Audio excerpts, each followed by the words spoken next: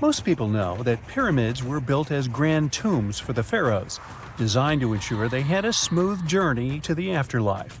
The Great Pyramid of Giza, for instance, was constructed for the pharaoh Khufu. But what most people don't know is that this whole pyramid building trend started right here, with the step pyramid of Djoser, about 4,700 years ago. This massive structure was built for Pharaoh Djoser, a ruler from Egypt's 3rd dynasty. It rises 7 layers high above the ground and stands about 200 feet tall. We think of it today as a phenomenal architectural project. But for ancient Egyptians, the step pyramid of Djoser turned out to be more like a massive experiment, a trial run, if you will, to perfect their building skills before they moved on to even more ambitious pyramids. Reaching new heights is super exciting, but the real mystery is what is going on below the ground.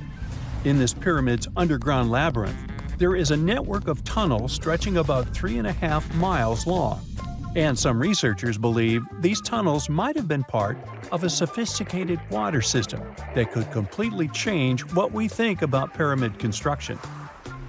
Let's talk about this massive complex located in Saqqara. Surrounding the pyramid, there's what's known as a dry moat, a continuous trench that is up to 164 feet wide and almost 2 miles long.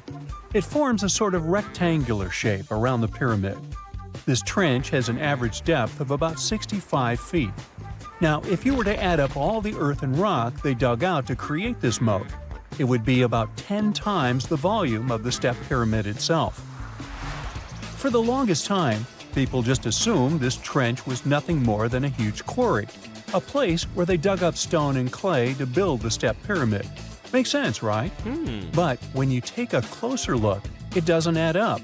The trench is too narrow and deep to be practical for mining, and its layout doesn't match anything we know about ancient Egyptian quarrying methods. Plus, some sections of the trench are actually covered with a rocky ceiling, which would have made it nearly impossible to use as a quarry. Another theory suggests that the dry moat had some kind of spiritual significance. Maybe it was a sacred place, where souls of nobles gathered to serve the late king in the afterlife. There are even niches in the walls that work as a hint at this spiritual function.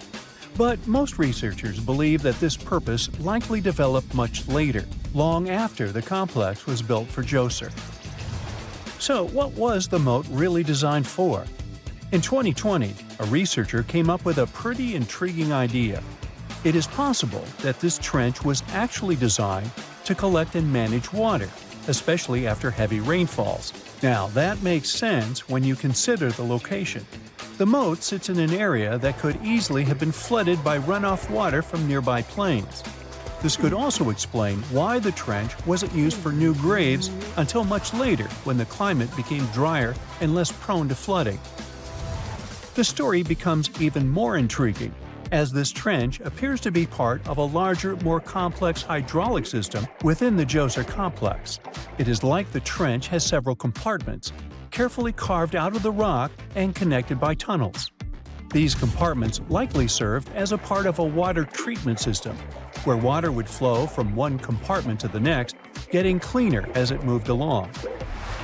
Now, here is where things start to tie into the pyramid itself.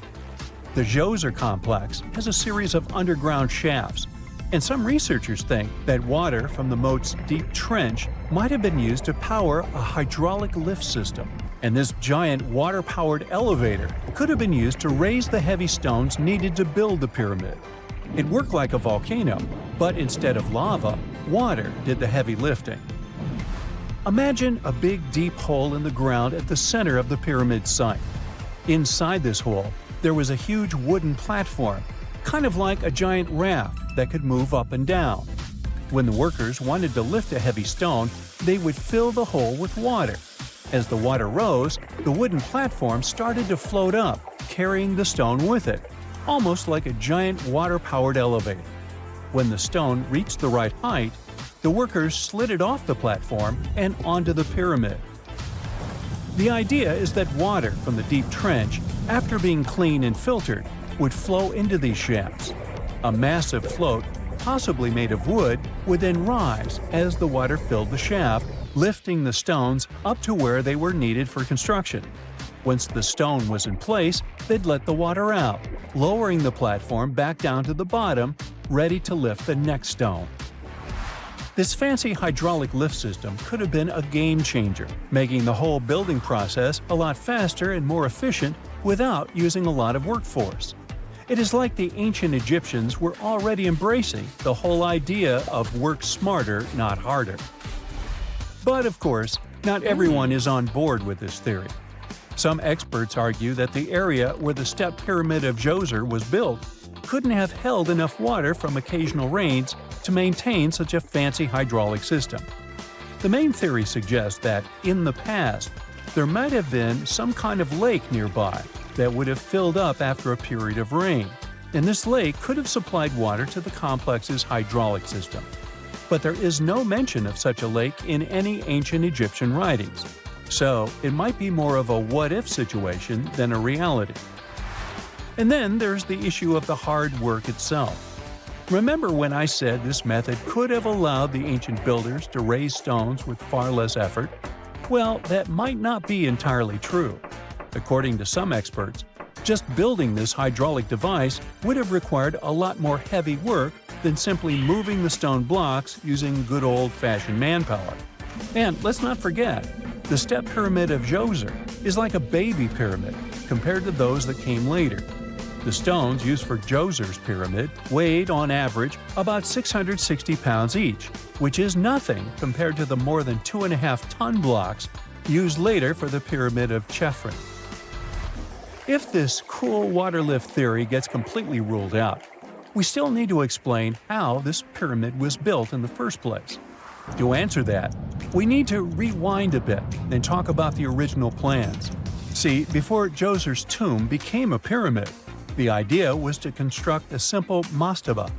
This type of tomb was pretty common in earlier periods, a flat-roofed, rectangular structure with sloping sides. But after the original mastaba was finished, they decided to expand it a bit by adding more layers on top. And then they added even more layers, until the construction reached 6 distinctive steps, each one smaller than the previous. And they probably did all this by raising those heavy stones using ramps, not a water-powered elevator. There is still so much we don't know about the step pyramid of Djoser. More research is definitely needed to fully understand how this system worked, or if it even existed at all. But the idea of using water to help build the pyramid adds a whole new layer to our understanding of ancient Egyptian engineering. It's a powerful reminder of just how clever and resourceful those builders were, using the natural landscape and the power of water to create one of the most iconic monuments in history.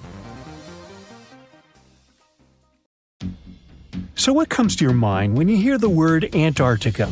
Most likely, cold, snow, ice, and penguins. Yet, this is one of the least explored regions in the world that hides many strange and unique things. Check them out. You don't have to go to Antarctica to see this weird thing. All you need to do is open Google Earth and move to one of the southernmost islands of Antarctica, King George Island. Recently, internet users have noticed a large and pretty strange cave entrance there. Where does this wide, dark passage lead? People started making suggestions.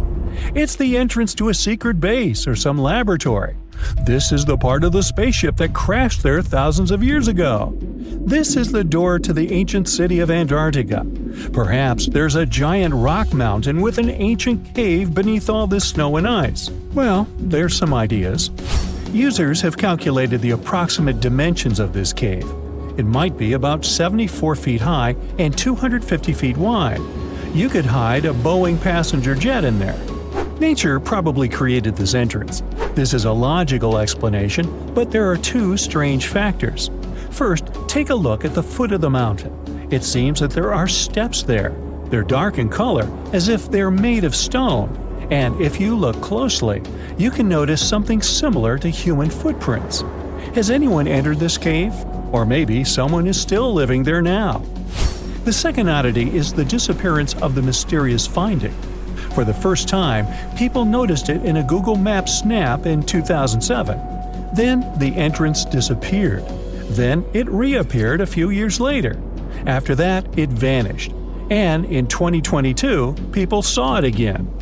Perhaps old snow melts, a new layer falls, and then the wind blows it away and the cycle repeats. But the alleged steps leading deep into the cave make one doubt the natural origin of this tunnel. You can easily find the coordinates on the internet and visit the cave via Google Earth. You might see something there and tell the world. There's another strange thing people discovered with the help of Google Earth. In 2020, one user found a strange object that looked like a giant ship 100 miles off the coast of Antarctica. It was covered with ice and snow and lying on its side. It looked like a cruise ship. You could notice the windows, the deck, and the bridge. But not all people agreed with this. Some claimed it was a spaceship. Others said it was some kind of secret building. The user who first noticed the ship stated that its size was about 400 feet, which is the perfect length for a passenger vessel. But what is this ship doing in such a remote place in the middle of a glacier? How did it get here? Who was its captain? No one has found the answers to these questions yet. In 2016, people using Google Earth discovered a photo of an unknown sea monster floating off the coast of Antarctica. This creature resembled a giant squid with a length of about 200 feet. This is slightly shorter than 3 train cars. Just imagine this kraken swimming in Antarctica's dark, icy waters and dragging to the bottom everything it meets on its way. Maybe it's the great and terrible Chulu, or one of its offspring. You will quickly notice this blood-red waterfall among Antarctica's endless, dazzling white landscapes. Don't worry, it's not blood. For many centuries, the waterfall has been painting snow in a bright red color. The stream flows straight out of a white iceberg. Let's look inside and find out what's happening there. Millions of years ago, there was a small crystal-clear pond, but then a glacier formed around it. A thick layer of ice and snow blocks sunlight, heat, and oxygen access. For millennia, the reservoir remained in this cold vacuum. But at one point, the water made a hole in the icy wall and broke out. When this salty water comes into contact with oxygen, it immediately turns scarlet or rusty. Antarctica is the only place where you can find such a unique natural phenomenon. One of the driest places on Earth is located in Antarctica. It's one of the most lifeless deserts in the world, the McMurdo Dry Valleys. In this desert, you won't see the scorching sun, hot sand, and cacti. A desert means a place with a lack of precipitation and life. The McMurdo Dry Valleys meet these parameters. But this place is also unique for Antarctica, since you won't find glaciers there. Despite the frost, ice can't form in the desert because it hasn't rained for millions of years there. It also never snows. A strong wind coming from the mountains reaches speeds up to 200 miles per hour. It would be difficult for you to stay on your feet there. The wind is filled with moisture. It heats up and evaporates all the liquid and snow in the desert because of its high speed. Only dry air reaches the ground. But you can find several lakes there. They don't freeze, only thanks to the high concentration of salt. The water is so salty that large life forms can't develop there. But scientists have found microscopic organisms near the lakes. 20 million years ago, Antarctica was filled with swamps, trees, and swarming with insects and animals. But now, it resembles the surface of Mars, literally. Scientists and astronauts are exploring such regions as the McMurdo Dry Valleys, since the natural conditions there are similar to those on the Red Planet. So, before you go to Mars, you can practice living in similar places on Earth. Also, scientists discovered an underwater world in the Antarctic filled with hundreds of amphipods, crustacean animals similar to shrimp. Wait a minute, it happened in the Antarctic? But the McMurdo Dry Valleys are located in Antarctica. Well, the words are very similar, but what is the difference? Oh, and don't forget the Arctic. The Antarctic is the region in the southernmost part of Earth that houses the continent of Antarctica, and the Arctic is another land altogether. They have the same natural conditions, frost, ice, and snow, but they're located in different parts of the planet. The Arctic is at the North Pole, Antarctica is at the South Pole. Now, back to the discovery. Scientists put forward theories that the ice of the Antarctic hides a vast network of freshwater rivers and lakes. And in 2022, they found a new ecosystem. Researchers explored the Antarctic Ross Ice Shelf and its underwater rivers. This is a massive piece of ice floating in the ocean. A team from New Zealand used a special drilling rig equipped with a hot water supply to drill a hole 1,640 feet deep. That's more than the height of the Empire State Building. Then, they lowered some video cameras and saw thousands of crustaceans swimming in different directions. So it seems they're very unorganized. In the waters of the Antarctic, you can also meet some of the scariest creatures on the planet. These are sea spiders. They got this name because they resemble land spiders, but they're actually a species of marine arthropods. And unlike land spiders, those in the ocean are much larger. They look like 8 strong legs without a body. One such spider can be a dinner plate in width. Some of them have no eyes and have proboscises instead of jaws. Sea spiders are poorly studied because they live in deep, cold waters. Antarctica hides many little-known animals. There are long tunnels in its glaciers leading to scary darkness. On this cold continent, people have found the remains of giant dinosaurs and other ancient creatures, such as the ancestors of modern ducks. Many underground rivers and lakes hide unexplored wildlife. Even the ice here can be weird. Take a look at these striped icebergs. They have blue, black, green, and turquoise shapes. The color depends on the conditions of the water during freezing. For example, green lines appear because of algae, blue ones form when the water freezes too quickly. Okay, I'm freezing. Time to go thaw somewhere warmer. Hawaii. Yeah. As with many other crazy internet discoveries, it all kickstarted on Reddit with a wild post about wicked forest designs. Just take a gander on Google Earth and hit up the history tool to watch epic transformations from barren valleys to densely populated areas teeming with lush green tree plantations. Currently, Uruguay has approximately 2.7 million acres of artificial forests. Just to put that into perspective, it would take you around 15 to 20 minutes to walk across 1 acre, depending on how fast your pace is. You could spend a lifetime just walking around those artificial Uruguayan forests. But how did they emerge, and how did they reach this scale? So there's this process called afforestation, where trees are planted in previously non-forested areas. This initiative was implemented as part of a larger plan to increase the country's forest cover, resulting in Uruguay now exporting an impressive $2 billion worth of wood pulp annually. Despite native forests only covering 5% of the country, these artificial forests occupy a significant 6%. Another cool thing about these forests is that they have special trees that originally couldn't be found in Uruguay. It was decided to plant eucalyptus trees there, as they show impressive results in terms of how fast they grow. A tree can get through a whole cycle, from a little plant to one ready to be harvested, in as little as 10 years. Yeah, not as impressive as bamboo, that grows a couple of feet a day, but still faster than a common Uruguay tree called the Tree of Heaven, which takes about 25 years to get full size. By the way, it's considered pretty fast too. Now this funky forest in Japan is literally turning heads. In the Miyazaki Prefecture, there's a group of Japanese cedar trees that are causing a buzz with their unique concentric circles reaching toward the sky. A recent aerial photo captured these crop circles, and now everyone is scratching their heads trying to figure out how they came to be. But fear not, there's no extraterrestrial invasion involved.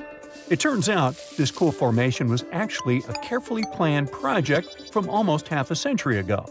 Back in 1973, researchers planted these trees in specific radial increments to create these mesmerizing circles. 50 years ago, Google Earth was nowhere around. But looking at that forest, you might think that the Japanese have been preparing to boast their forest on the internet for half a century. Now, what's even more fascinating is how the trees grew in a curved shape, spreading out in an unexpected way. Originally meant to be harvested after 5 years, there's now talk of preserving this circular forest because of all the newfound interest. Now, look at this portal in the forest. There's no way it could have emerged naturally, right? If your first guess was that it was a piece of contemporary art, you were right. So, this portal is located in southern Estonia, and it was created by Finnish artist, this guy. This portal is far from being his only creation. He's had other crazy projects too. Like, he once sailed to Estonia in a boat made of bark.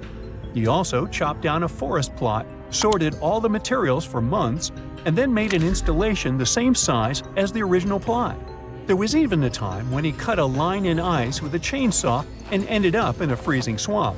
This guy definitely knows how to surprise people. Most of his works are nature-related, so you probably shouldn't be surprised that this forest portal is yet another creation of his. What do you think the artist wanted to convey through this portal?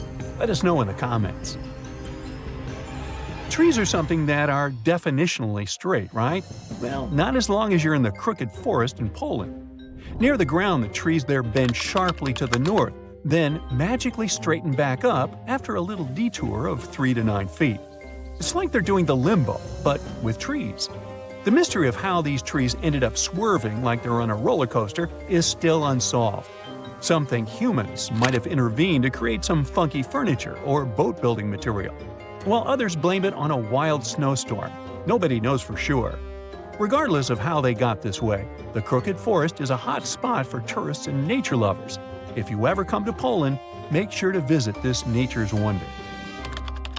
Welcome to the Goblin Forest, a magical section of East Egmont that will make you feel like you've stepped into a fairy tale. This enchanting forest, also known as the Kamahiwa, is famous for the abundance of gnarly kamahi trees that give the whole place an eerie yet stunning vibe. As you hike through the Goblin Forest, you'll be surprised by lush greenery, moss-covered trees, and falling rays of sun that create a truly enchanting atmosphere. It's a photographer's dream come true. Now, while you might not find real goblins or mythical creatures in the forest, yeah, I know, it's a bummer, you will still encounter a variety of native bird species. Birdwatchers will be in heaven spotting all the feathered friends flitting about, and all that alliteration. Plus, if you're lucky, you might even catch a glimpse of glowworms lighting up the trails. With a network of well-maintained hiking trails suitable for all fitness levels, the Goblin Forest is the perfect destination for adventurers looking for a magical experience in nature. So, grab your hiking boots and get ready to explore this enchanted forest of wonders. Monteverde Cloud Forest in Costa Rica is not your typical forest adventure. Think of high-flying suspension bridges and trails above the treetops. On foggy days, you can wander through misty clouds for a mystical vibe. This nature reserve is called a cloud forest, and it's a real scientific definition. Cloud forests differ from your average ones in several aspects. First, they're usually evergreen forests that are like tropical oases, with a constant veil of low-level clouds covering the canopy. The next thing that's different is moss. It's so abundant there that these places are sometimes even nicknamed mossy forests.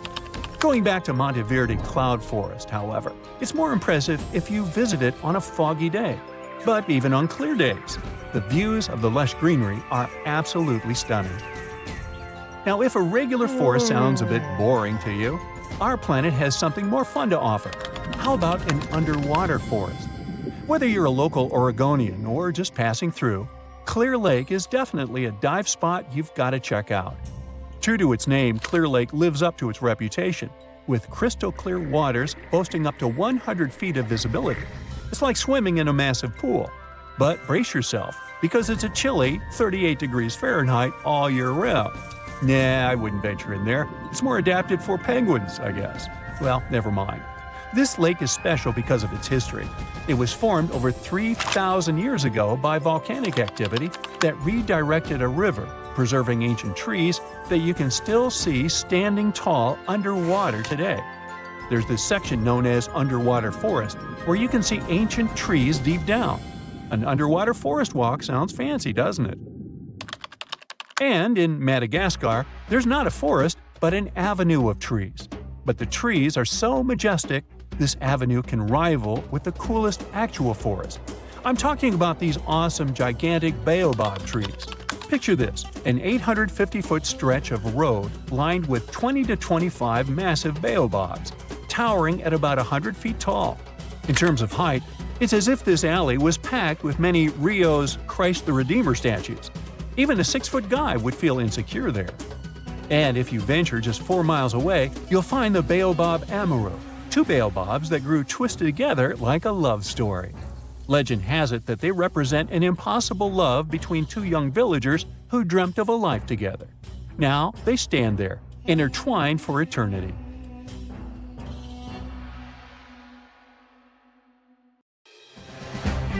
Hey now, get ready to dive into the Sea of Mysteries, also known as the Black Sea. It is the largest inland body of water in the world, bigger than the entire state of California. It has dozens of lost ships and some secret underwater tunnels. And some people believe it's an ancient quarry that was mined out in 6 stages. The Black Sea has distinct vertical layers that don't mix, with higher and lower salinity. The salty water comes from the Mediterranean, and fresh water comes from rivers. 10 of the largest rivers in Europe flow into the Black Sea. It receives more fresh water from the rivers and rainfall than it loses from evaporation. The extra water flows through the Bosphorus into the Marmara Sea. There are 2 flows going through the straits. The upper flow leaves the Black Sea and takes surface water out of it. The bottom flow carries salt water from the Mediterranean to the Black Sea. That's why the upper layers of the Black Sea are less dense than its saltier lower layers. The oxygen that comes from the atmosphere and photosynthesis stays in the surface layers. Everything deeper than about 300 feet in the middle and up to 500 feet near the edge is not fit for life. Only certain bacteria can survive in these conditions. Although there's no air deep down in the Black Sea, the upper layer is home to around 750 species of phytoplankton. Eggs and larvae of fish and invertebrates chill in coastal regions. There are also 180 fish species in the Black Sea, and some of them are valuable, such as horse mackerel, spiny dogfish, and sprat. The water level in the Black Sea is always the same because there are no high or low tides, so the sea is always calm, quiet, and serene on the surface. But it has one surprise feature, an underwater river. It's a current of salty water flowing through the Bosphorus Strait and along the seabed. This amazing discovery was made by scientists from the University of Leeds and was announced in 2010. It's the first undersea river of its kind ever found. The river forms because salty water from the Mediterranean Sea spills through the Bosphorus Strait into the Black Sea, where the water is much less salty. The no-air zone of the sea is an ideal conservation chamber for what's hiding on its bottom. The Black Sea is like a treasure trove for shipwrecks, and we discovered it by accident. Some maritime archaeologists were studying sea levels to see how quickly the water levels rose after the last ice age, and they ran across over 40 previously unknown shipwrecks as a complete bonus. Researchers used 2 remotely operated vehicles to explore the seafloor and the wrecks. Thanks to it, we have a video and detailed 3D images of the ships that were stitched together from thousands of high-resolution photos. According to the New York Times, some of the standout discoveries among the 44 ships found include a medieval training vessel from the 13th or 14th century. Expedition members nicknamed another ship from the Ottoman Empire the Flower of the Black Sea for its beautiful petal carvings. The team also noticed unusual details on other ships, like coiled ropes, chisel marks, rudders, and other carvings. So far, they haven't announced any plans to excavate the shipwrecks, but the ships might be filled with historical treasures like books, parchments, and documents. It's worth a try to rescue them. The most extraordinary discovery in the Black Sea is what archaeologists believe to be the world's oldest intact shipwreck. It has been lying undisturbed for over 2,400 years. This ancient Greek vessel, 75 feet long, was found with its mast, rudders, and rowing benches all still in place, over a mile beneath the surface. Researchers believe the ship was a trading vessel, like those depicted on ancient Greek pottery, such as the Siren vase in the British Museum. This vase, or vase, dating from the same period, shows a vessel carrying Odysseus past the Sirens. The team took a small piece for carbon dating, and the results confirmed it as the oldest intact shipwreck known to humankind. The fact that it's so elaborate and well-preserved deserves a standing ovation for shipbuilders of the ancient world. Without microbes, worms, or other creatures to eat away the wrecks, it's no wonder the ships are in almost perfect condition. If the Titanic had sunk in these waters, we would have found it in a much better state now, not being eaten by nasty underwater microorganisms. Now, there's an interesting theory called the Black Sea Deluge hypothesis, which suggests a huge flood happened around 7,500 years ago. Two geologists in the 1990s suggested that at the end of the last ice age, when the Earth's climate was heating up, ice sheets were melting and sea levels were rising. The Black Sea was a much smaller freshwater lake. It was separated from the Mediterranean Sea by a natural dam at the Bosphorus Strait. As global sea levels rose, the Mediterranean overflowed into the Black Sea basin. They suggest the sea level rose by 6 inches every day, flooded coastal settlements, and changed the environment for good. Samples from the Black Sea floor show a sudden shift from freshwater to marine species around that time, which means there was a rapid influx of salt water. Underwater surveys have also found what look like the old shorelines and human-made structures. So, people were living in areas now submerged by the Black Sea. Plus, the timing of this flood matches up with known patterns of human migration into Europe, Asia, and Africa. They also say this flood could be the terrible flood from the story of Noah's Ark. Critics of the deluge theory say the evidence isn't as straightforward as it seems. Some think the transition from freshwater to saltwater in the Black Sea was more gradual than one sudden flood. They're also debating if people left the settlements before they went underwater or as a result. An old chronicle that's been around for about a century says there were 2 underground tunnels starting in what is now Romania and Bulgaria and stretching all the way under the Black Sea to Turkey. Back in the day, peasants used these tunnels to move their flocks of sheep to the Ottoman Empire and countries on the Asia Minor Peninsula. Who built these tunnels and why they run under the sea is a complete mystery. At some point, the entrances to these tunnels were sealed off for national security and were under tight guard. The security forces knew all about these massive tunnels and kept them off limits. In the 1980s, a group of people working on the Danube-Black Sea Canal accidentally found another entrance to these mysterious tunnels. This one was in a cemetery in a town of Romania. Canal workers used it to regularly cross over into Bulgaria. One more cool thing about these 2 tunnels is that some people think they were built thousands of years ago. If you ever try to dig a tunnel under the sea, you'll know how tricky it is even now with all the tech we have. So if the tunnels are really that old, whoever built them was super advanced for their time. Now, there's an urban legend that says that the Black Sea has its own version of the Bermuda Triangle. Fishers describe some wild whirlpool that appears out of nowhere and drags entire flocks of birds, ships, and even small islands under the sea. And once, things got even wilder with a ship that vanished under weird conditions in 1944. It was during daylight, and some black fog with green flashing sparkles suddenly surrounded the vessel. No one has ever seen it since, and no one knows for sure if the story is true. But it sure adds a spooky touch to the mysteries of the Black Sea. If you're a fan of Dr. Pimple Popper, you're probably freaking out right now, itching to squeeze out every little blackhead from those lip contours. But this is actually a hill formation that you can find in Garb, Sudan. Knowing that perhaps makes it all the more creepy because it looks like the crack in the middle is swallowing up everything around it. This black hole scenario brings to mind our next stop, Bosk Island. This eerie spot is a 59-acre coral atoll situated in the southwestern Pacific Ocean, about 400 miles northwest of Tahiti. If you check it out on Google Earth today, it looks like it's been totally blacked out, sparking all sorts of wild theories. People keep saying that this place is some top-secret base, or even a fictional island straight out of Lost. But what we see here is actually just a dense, dark green forest made up of Pisonia trees. Since nobody lives there and hardly anyone ever visits, the island is pretty much untouched by humans. This massive star, or mandala, is situated just outside Beatty, Nevada. It has got the internet all puzzled, with people trying to figure out if it's evidence of some kind of extraterrestrial activity.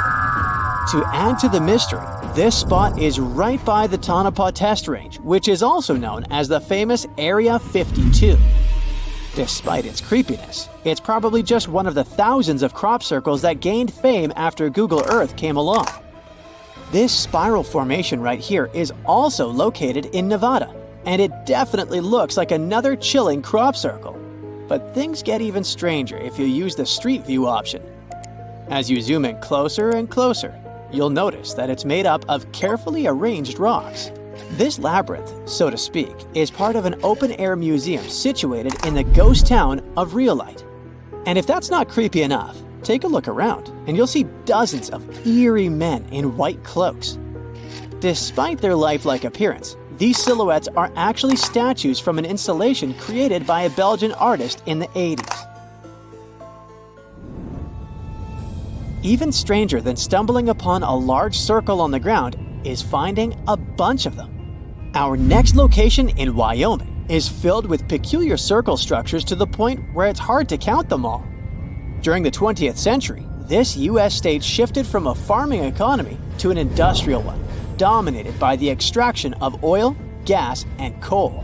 So, these circles are likely remnants of a tank farm. I mean, places where oil storage tanks used to be located. If you want to avoid nightmares, I highly recommend not searching for the mausoleum of Emil Becker in Poland. If you happen to find it by using the Street View mode, prepare yourself to face an abandoned place with the most terrifying sculpture there is. Oh, the creeps. Keeping on the spooky side, let's head to an isolated corner of Kazakhstan, where you can find a pentagram etched into the Earth's surface. This formation is huge, measuring roughly 1,200 feet in diameter. Before you jump to conclusions about this formation being related to some kind of underworld deity worship, it's worth noting that the pentagram actually turns out to be the outline of a park designed in the shape of a star. The star shape is marked by roadways, which are now lined with trees, making the star shape even more distinct in aerial photos. You can spot this peculiar symbol from quite a distance. At first glance, it might even resemble an otherworldly alphabet, as if a highly intelligent civilization is trying to send us an alert message. But this mystery is already solved. We are in De Hoge Veluwe, a Dutch national park located in the province of Gelderland. And these lines are actually part of the park's logo. Search for these coordinates to find what looks like a land formation straight out of an extraterrestrial landscape, or perhaps a set from Avatar. This place, located in Inner Mongolia, China, is believed to be a granite mine. But it's a bit of a mystery why it has such a striking blue tone on Google Earth. If you check it out on Microsoft Bing Maps, for example, the same location appears in a much more natural tone. In the Australian outback lies a massive geoglyph known as the Maori Man. Discovered in the late 90s, it appears to represent an indigenous Australian man hunting with a boomerang or stick. The figure stretches for more than 2 miles in length and about 1.6 miles wide. It has deep furrows carved into the ground, which adds to the complexity of its formation and origin. Despite efforts to uncover its purpose, its origin is still a mystery. This is Desert Breath, located in the Sahara. Like many things you have seen in this video, this formation also sparks speculation about it being created by extraterrestrial beings. But a quick Google search clears up that mystery. It turns out this is an art installation created by a group of 3 Greek artists back in 1997.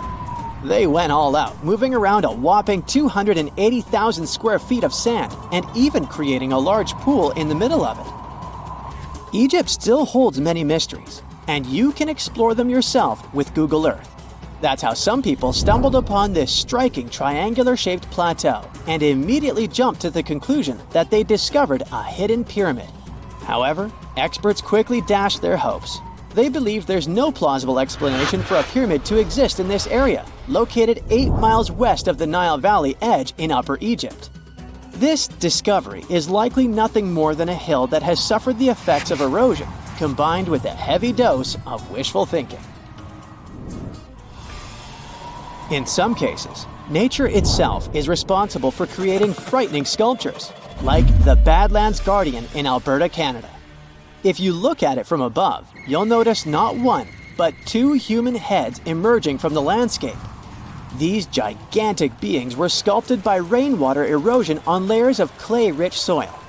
Ironically, additional human-made structures give the impression that this one is wearing wired headphones. It seems that deserts are a prime spot for discovering strange images on Google Earth. So our next stop is China.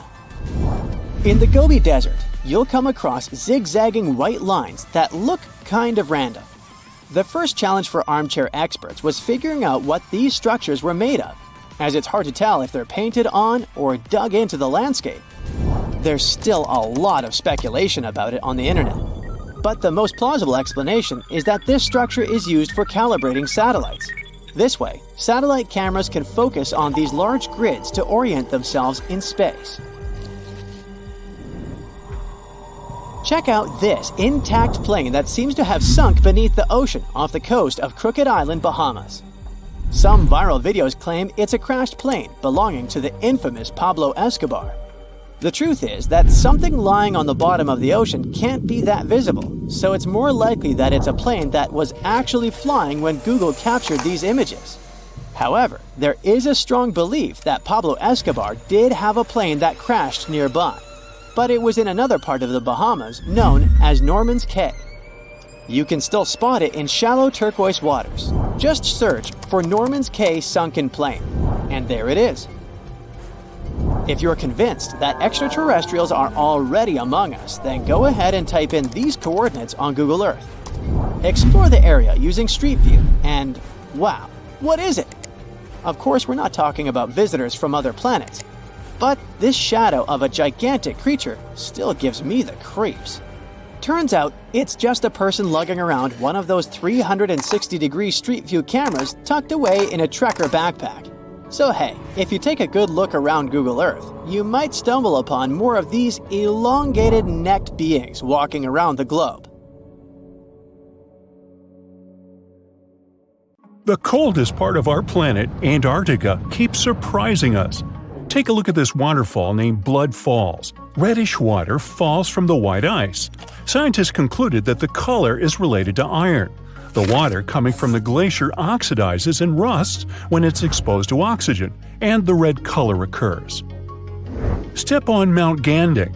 It lays eggs. Well, maybe not real eggs, but the stones certainly look like dinosaur eggs. That's why the mountain got its fame. Let's call them stone eggs, formed in one part of the mountain over 500 million years ago. Interestingly, this phenomenon repeats once every 30 years. Eggs come out in various sizes and shades. The stones appear on the surface of the cliff. A study made in the area has revealed that the composition of the stones of the cliff isn't similar to other parts of the mountain. Here, calcareous rocks rule. They're more prone to erosion. They ripen off day by day. It took 3 decades for the stones to get to the egg shape. Yet, it's still a mystery how these rock formations can be so perfectly spherical and smooth. According to scientists, every stone egg has an organic core. They're made of shells, plant remains, fish teeth, and skeletons. Maybe this has something to do with it. Gulu village is close to the stone eggs. Locals believe that these eggs are sacred. Villagers associate it with good fortune. In fact, nearly every family has one of these eggs in their house. Unfortunately, there are only about 70 eggs left, so if you want to see them, you gotta hurry up. The Richat Structure is a circular geological phenomenon in the Sahara Desert near Mauritania. It's made out of rocks in layers, and these layers look very much like rings. No wonder the unique structure even got NASA's attention. Up from the sky, the geological feature seems to be swirling and spinning. Scientists are still not sure how these rings got there. Some say it was an asteroid impact. Many others believe that it was a natural geological process. To them, the Richat Structure is an uplifted and eroded dome. Geologists often classify it as a domed anticline. The scientists discovered that the rocks at the center are older than the ring-shaped outer rocks, so it seems like the stones have been eroded to flat rock layers.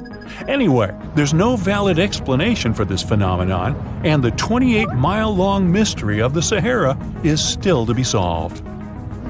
Number 4 is Rapa Nui, or Isla de Pascua, but I bet you know it as Easter Island. Yeah, it's got 3 names. It was discovered by Jacob Roggeveen, who actually never intended to look for that island. He just casually landed there one Sunday. That's where the name comes from. Jacob was supposed to find Terra Australis. Disclaimer, it's not Australia.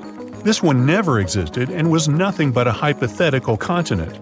Plus, he wanted to peek at Davis Land, which was believed to have once been seen by Edward Davis, the pirate, not Edward Davis, the saxophone player. Jacob failed at that too, though nobody ever saw that island except for the pirate Davis. Jacob may have failed to discover some lands he wanted to, but he discovered Easter Island instead. This is an island and special territory of Chile, located in the southeastern Pacific Ocean. It's on my list because nearly 1,000 stone statues called moai were found there. They were created by the Rapa Nui people. Nearly all statues represent gigantic heads, but there are also a small number of figures kneeling with their hands over their stomachs.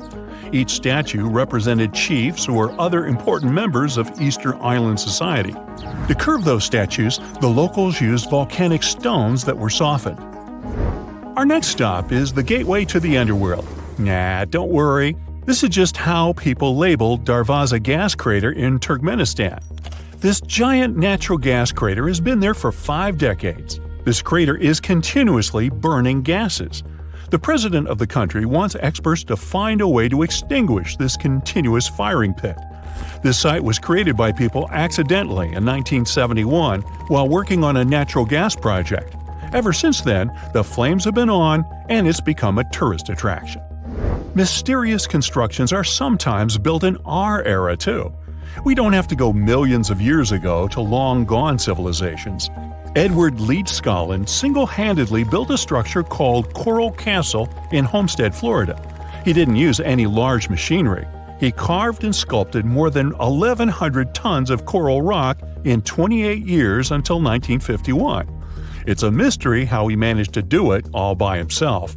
Leedskallen sculpted the sedimentary rock into different objects, such as walls, tables, chairs, a fountain, and a sundial. There's of course a legend behind this mystery too. He was inspired to build the structure after being abandoned by his fiancée on their wedding day. Uh-oh, runaway bride. Well, he wanted to prove his love to her and the world, so he wanted to do something extraordinary. Well, he definitely nailed it. Now let's talk a little bit about the mystery of the Nambian fairy circles. There are millions of circular patches in hundreds of miles, ranging from 10 to 65 feet in diameter. They're called fairy circles because they look like a fairy or an otherworldly creature made them. These are essentially oval-shaped soil surrounded by grass. There are a lot of local beliefs surrounding the creator of these marks, yet science says something else. Biologists and mathematicians have been puzzled by the mystery of the Nambian fairy circles for decades. There is more than one theory to explain this phenomenon. Here's one popular theory.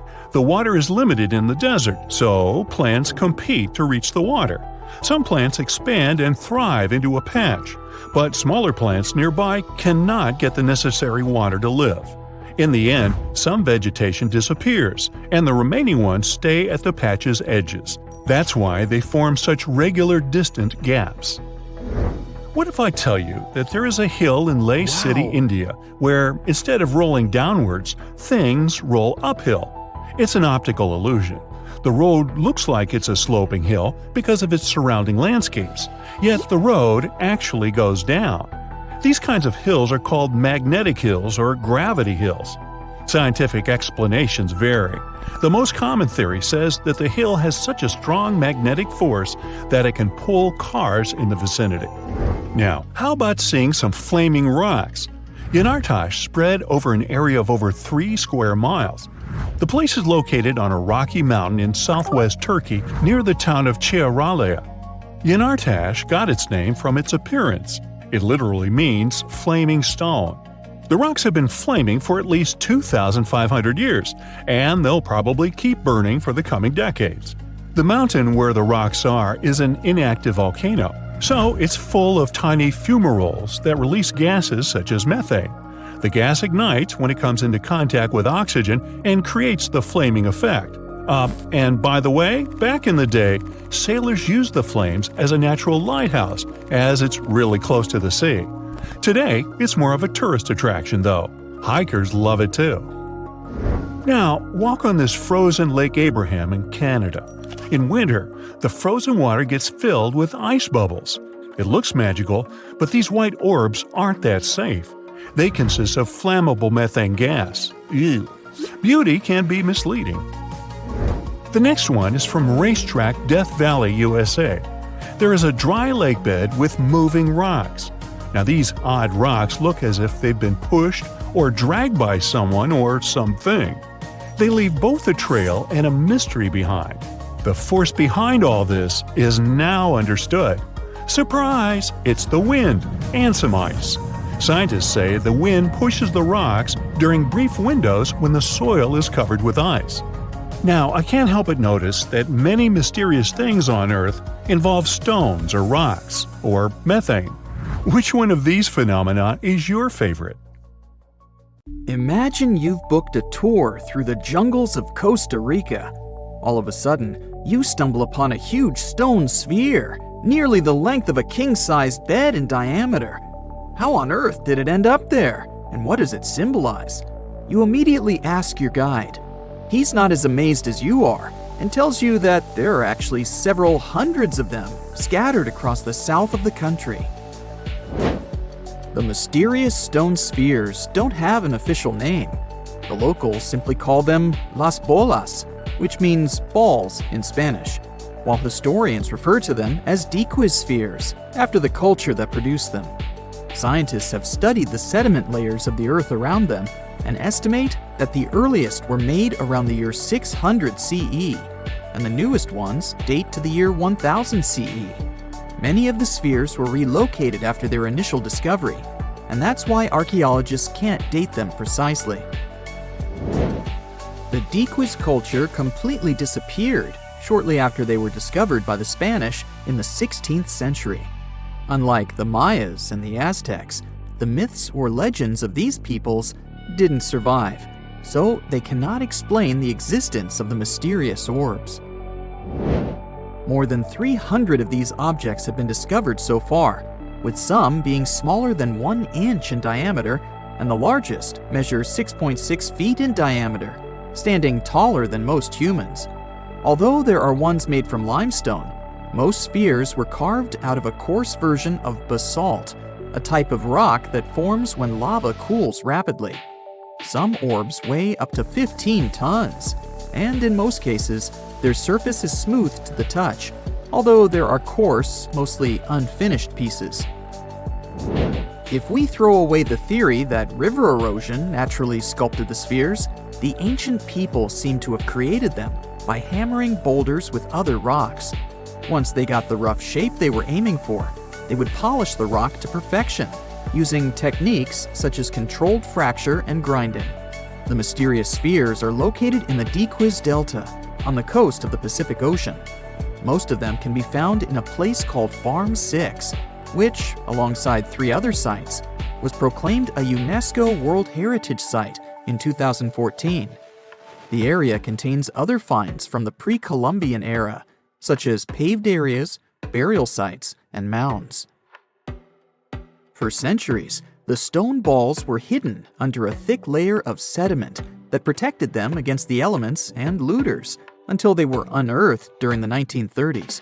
The company that owned the land was clearing the rainforest for banana plantations when they stumbled upon these unusual stone constructions. Some were damaged by bulldozers, and some by workers trying to pry them open, as they believed there was gold hidden inside. It took a while before the authorities intervened to stop further damage to the finds. Doris Stone, the daughter of an executive of the company that owned the land, was the first to study the spheres. In 1943, she published an article in a leading American archaeological journal, turning the world's attention to the orbs. Expeditions soon followed, and archaeologists were immediately able to determine that the stone formations were human-made, probably created by the ancient indigenous population of Costa Rica. To this day, no one has been able to fully explain their function in a scientific way.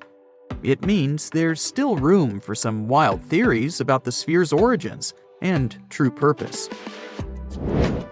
The most popular theory in the scientific community is that the stone spheres served as decorations and status symbols, as many of them were found near the houses of chieftains. Local tribal leaders were also laid to rest with some of the smaller balls, so these stone formations were definitely associated with power in some way. Chiseling a boulder to perfection involved a lot of labor and planning, and only powerful individuals could afford it at the time. The other popular theory is that the boulders were used for astronomical observations. Individual spheres represented stars or planets, like a primitive map of the night sky. Since they were perfectly round, it was easy to roll them around. Before the jungle engulfed them, the area where they were found was a flat alluvial plain, ideal for rolling large boulders around. Another version of this theory suggests that the stones were used as boundary markers, much like modern border stones, which are also mostly made from stone.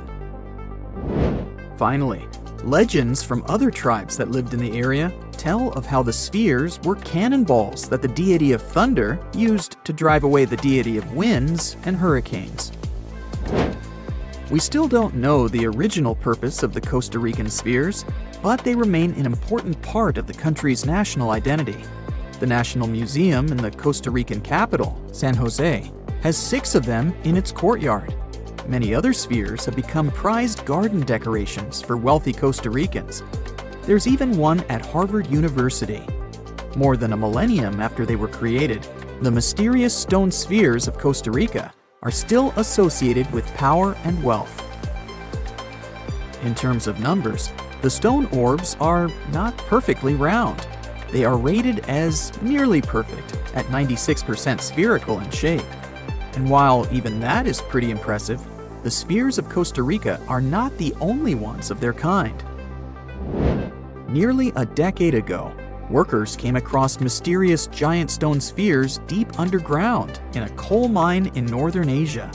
The surface of the spheres, which measured a little over the length of a human footstep in diameter, was unusually smooth, and people tried to explain it somehow.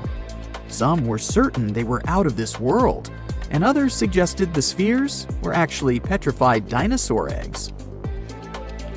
Scientists quickly put an end to further discussion, as it turned out that the mysterious spheres were concretions.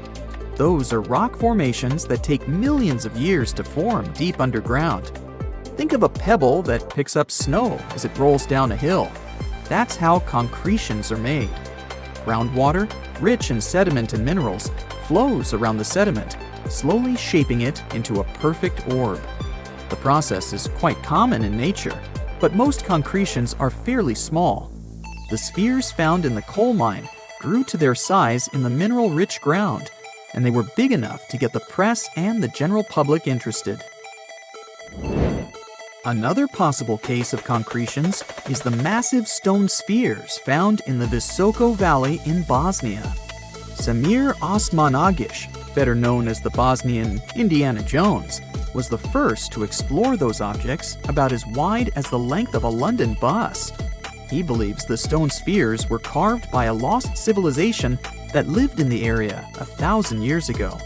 The reddish color of the orbs, though, is proof to geologists that they are indeed concretions, rich in iron content.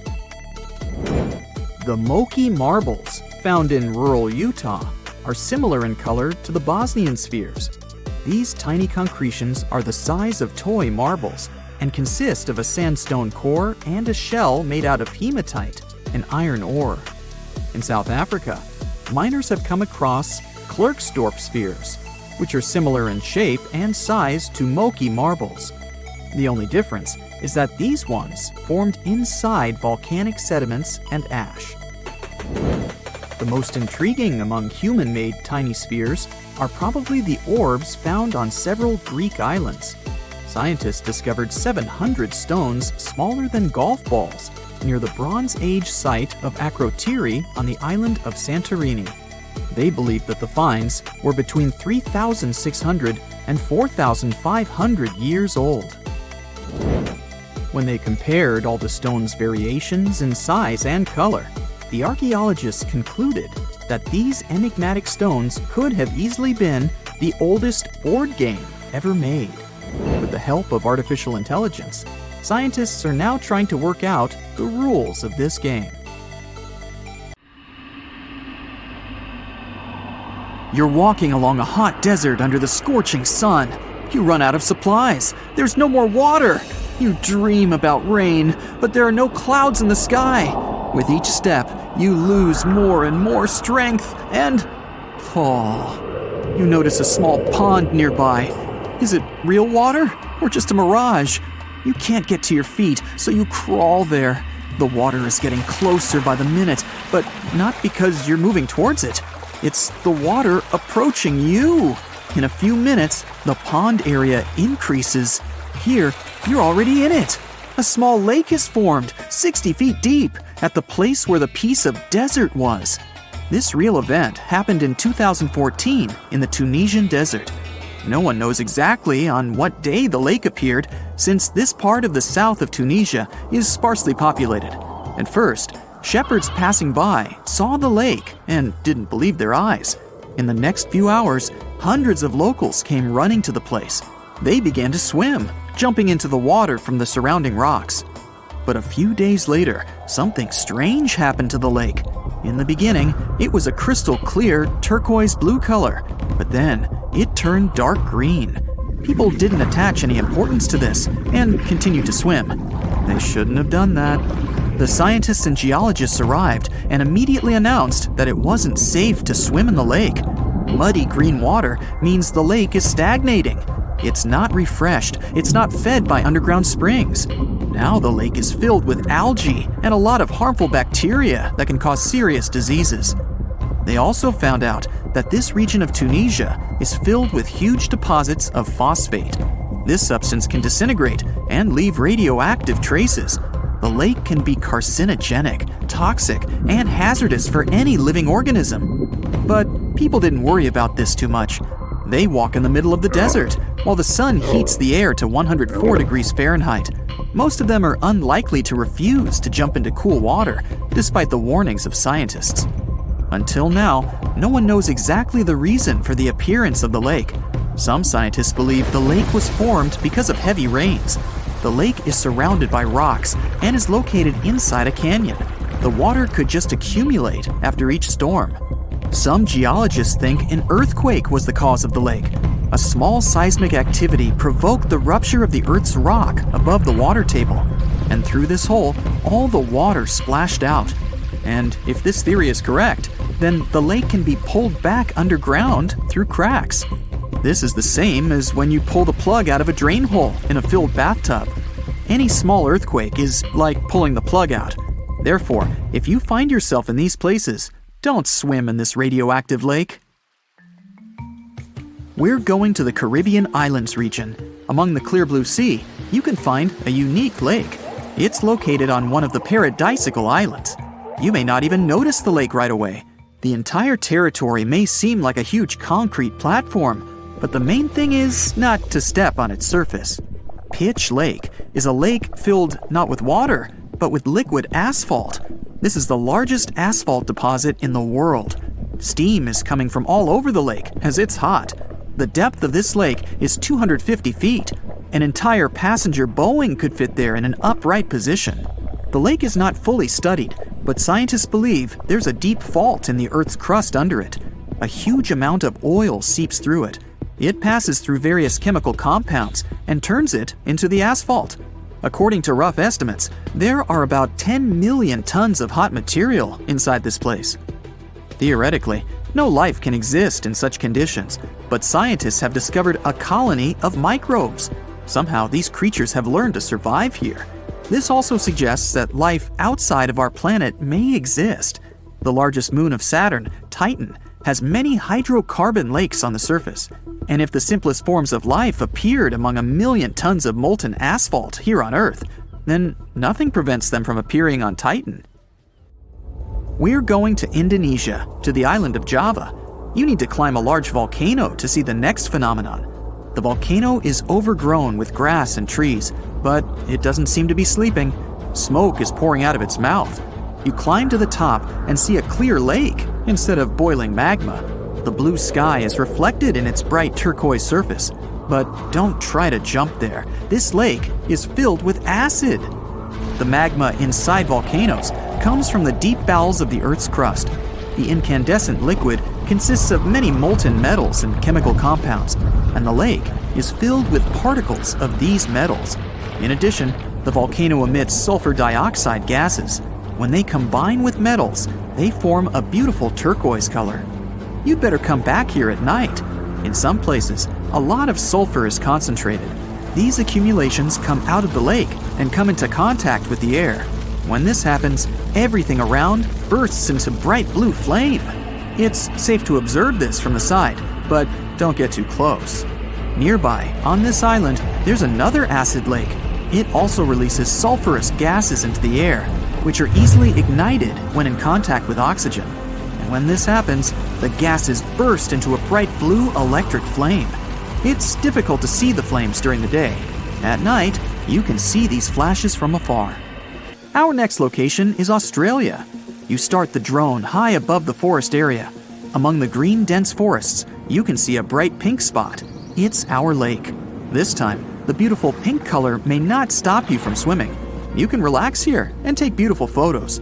The lake attracts thousands of tourists, but scientists have only recently been able to find out the reason for the unusual color. At the bottom of this salty lake in Melbourne, special algae grow and secrete a red pigment. In combination with sunlight, high temperatures, and a small amount of precipitation, it turns the lake pink. By the way, Australia is not the only place with such a phenomenon. There are lakes with a pink tinge of water all over the world. You can find them in Senegal, Bolivia, Kenya, and many other countries. The water of these places is also salty and contains the red pigment of unusual algae. We leave the hot beaches and fly to cold Canada. Here, we see a frozen Lake Abraham. We step on the ice and notice huge frozen bubbles inside. They resemble jellyfish, and there are thousands of them there. This is methane. It's a highly flammable substance. The grass, leaves, pieces of trees, and any organic substances that fall into the lake become food for a lot of bacteria that emit methane. Upon contact with frozen water, methane turns into tens of thousands of frozen balls. When the ice melts, the bubbles burst and sizzle. This phenomenon can also be observed on some shores of the Arctic Ocean. There, the size of the bubbles can reach several times more than balloons. It's a beautiful sight, but it's not safe, since methane ignites when it contacts with air. We're in the coldest place of our journey. It's Antarctica, near the driest desert on Earth. A dry place doesn't mean it has to be hot. It's an area with minimum precipitation. The desert isn't sand and cacti, but a place where almost no living life inhabits. Some areas of Antarctica meet these two criteria. However, in this icy desert, you can notice a tiny lake. Its depth is only a few inches. Technically, it's a pond, but the most amazing thing is that it stays in a liquid form. The temperature here drops to -58 degrees Fahrenheit. The pond should be frozen, but this doesn't happen. Don Juan Pond is one of the saltiest reservoirs on the planet. The amount of salt here doesn't allow the water to freeze. Scientists have been studying this lake for more than 60 years, but they still can't find out the exact reason for the appearance of water here. Recently, scientists made an astonishing discovery that might solve Stonehenge's mystery. They found something hidden deep within the DNA of Stonehenge's sarsen rocks, the huge monolithic ones, and it might reveal why our Neolithic ancestors designed and built this thing in the first place. Over the years, scientists have been scratching their heads, trying to figure out where the huge sarsen rocks came from. For years, they believed they came from a quarry just 15 miles away from the site, known as Marlborough Downs. At this site, they found similar minerals to the ones that make up the Sarsen rocks, but it turned out there was more to this story than they thought. The understanding of how Stonehenge was built is always changing. Scientists need to really travel back in time to uncover its mysteries. Where did the rocks come from? How were they carried? Why was the site built? You see, the Stonehenge site, located at Salisbury Plain in England, is made up of two main types of stone. There are the super heavy sarsens and the lighter and smaller bluestones. The sarsens each weigh about 25 tons. That's as much as 3 African elephants stacked together. The heaviest sarsen stone, called the heel stone, weighs 30 tons all by itself. Together, the sarsens make that iconic outer ring circle. Inside that circle, that's where you'll find the bluestones. The naming might seem a bit misleading since they're not really blue. They have a bluish tinge to them when they are freshly broken, hence the name. These smaller rocks probably came from the Preseli Hills in southwest Wales, which is about 150 miles away from Stonehenge. They're a bit lighter than the sarsens, but still pretty heavy. The altar stone, which is classified as a bluestone, is the heaviest one, weighing around 6 tons. Its original location still isn't known for sure. To figure out where a rock came from, scientists first have to study their composition. This is like checking the rock's DNA. Then they cross-reference the structure of the rock with minerals in the soil to see if it's a match. Most of the sarsens we see around southern England are actually made of a type of sandstone known as silcrete. Think of silcrete as sand that's been hardened by underground water processes over millions of years.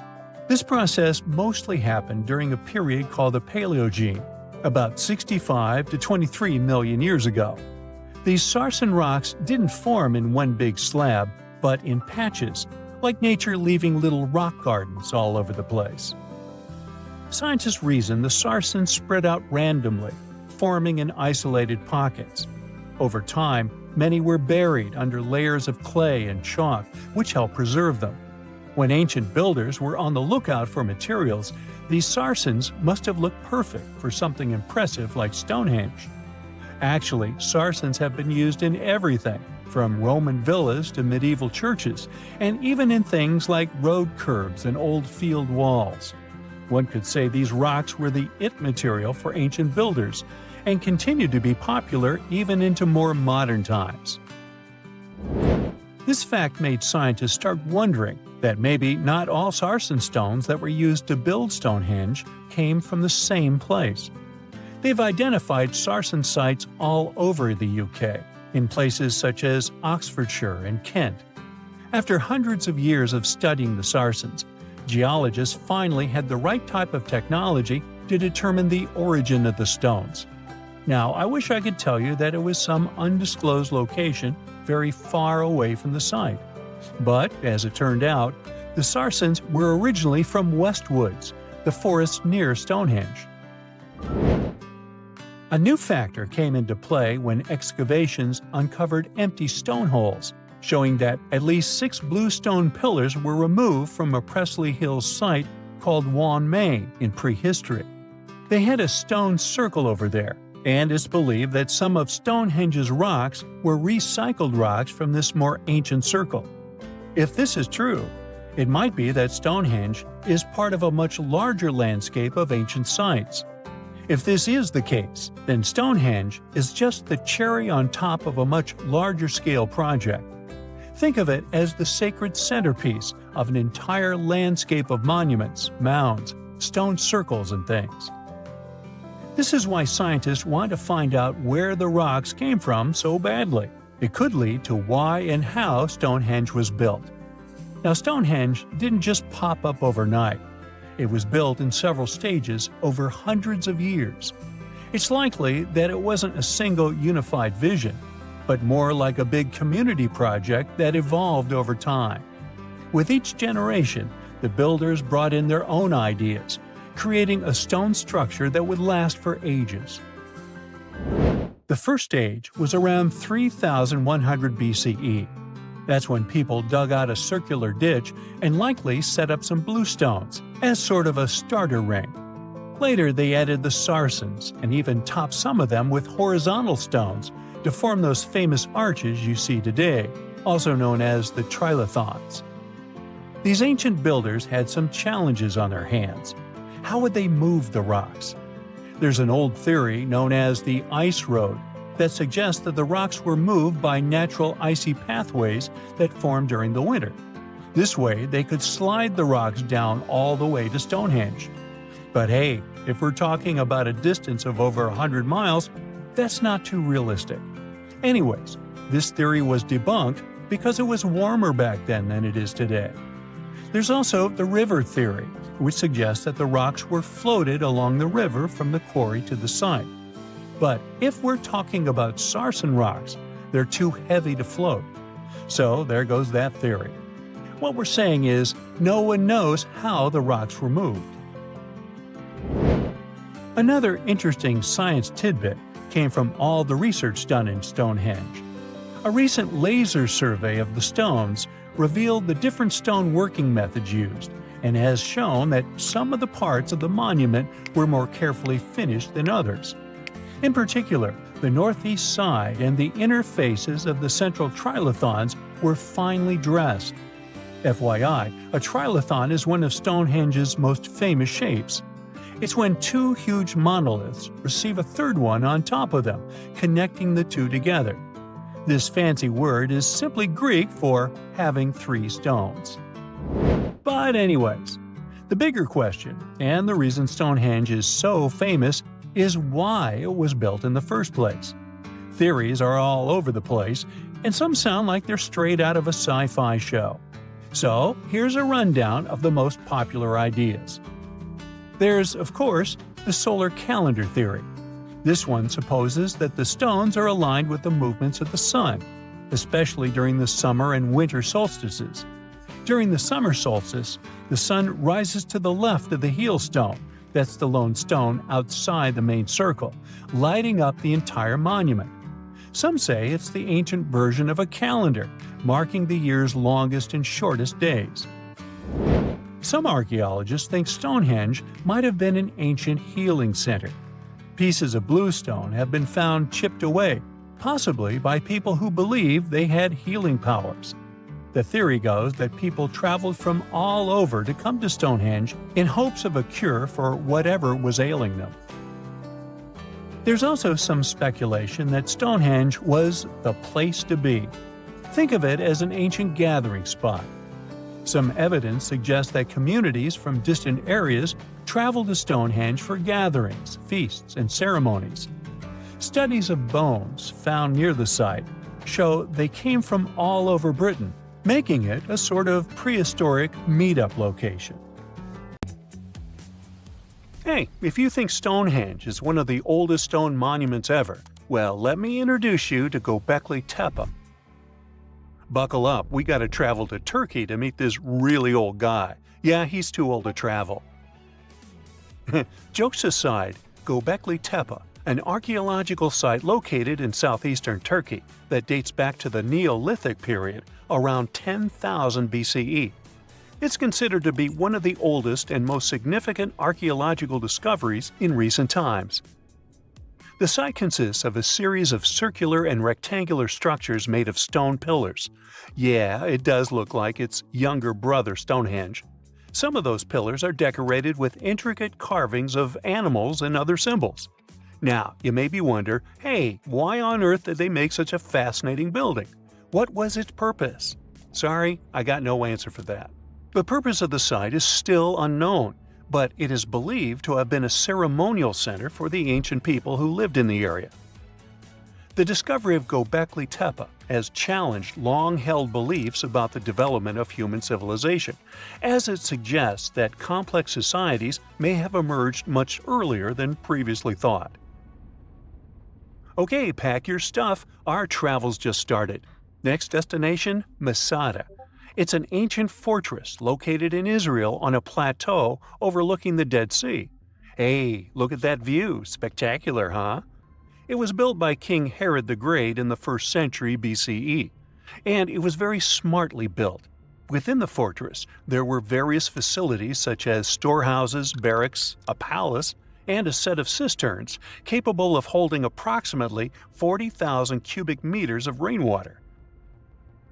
People living there believed that the collected runoff from a single day's rainfall could provide sustenance for over 1,000 individuals for a period of 2 to 3 years. Access to the fortress was limited to 3 steep and winding paths leading up to fortified gates. Still, at one point, the fortress was occupied by people who had fled Jerusalem after the city was captured by the Romans. They held out against the invaders for several months, but eventually they were defeated. But these guys didn't surrender. The story of Masada has become a symbol of resistance and bravery. Today, Masada is a popular tourist attraction and a UNESCO World Heritage Site. The next flight is going to be short. We're popping over to Egypt to see the Karnak Temple Complex. It's a vast ancient Egyptian temple complex located in the city of Luxor, Egypt. It was built over a period of 2,000 years and covers an area of more than 200 acres. The complex is dedicated to the worship of the deity Amun-Ra. Wait a minute, that should be Amun-Ra, and it was one of the most important religious centers in ancient Egypt. The Karnak Temple consists of several temples, chapels, and other buildings, including the Great Temple of Amun, the Temple of Khonsu, and the Temple of Ptah. Ptah!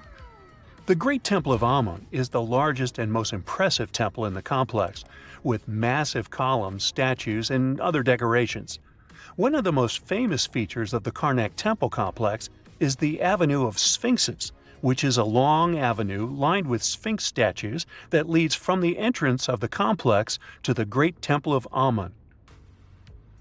Another notable feature is the Hypostyle Hall, which is a massive hall with 134 columns that are over 70 feet high. The Karnak Temple Complex is a popular tourist attraction and a UNESCO World Heritage Site. It's considered one of the most important archaeological sites in Egypt and provides a fascinating glimpse into the religion and culture of ancient Egypt. Hey, we can't hop on the next flight and leave Egypt until we see the Pyramid of Djoser. It has another name, by the way. It's also known as the Step Pyramid. This ancient Egyptian site is located in Saqqara. It was built during the 27th century BCE for the pharaoh Djoser by his architect Imhotep, who is considered one of the most important figures in Egyptian history. People believe this pyramid is the first monumental structure built entirely of stone and is an important example of early Egyptian architecture. The pyramid originally stood at 203 feet tall and was surrounded by a complex of buildings and courtyards. It was constructed in 6 layers, each smaller than the one below it, giving it the distinctive step-like appearance. The pyramid was used as a burial place for Pharaoh Djoser and was surrounded by a vast necropolis that contained the tombs of many other important officials. The Grateful Dead?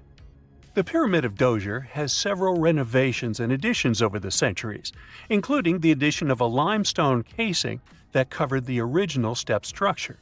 However, much of the pyramid was destroyed over time, and today only the central core remains. Despite this, it remains an important archaeological site and a popular tourist attraction in Egypt. Alrighty, we're ready to move on. There's one more pretty recent discovery we gotta see today. The Tower of Jericho was only discovered during excavations in the 1950s and 60s. It's an ancient stone tower located in the city of Jericho in the West Bank. Just like Göbekli Tepe, this one is believed to be one of the oldest stone structures in the world, dating back to approximately 8000 BCE. The tower stands at over 28 feet tall. It's made up of 2 main sections, an inner tower and an outer tower, which are connected by a series of stairs. The purpose of the Tower of Jericho is not entirely clear, but it is believed to have served as a defensive structure or a watchtower.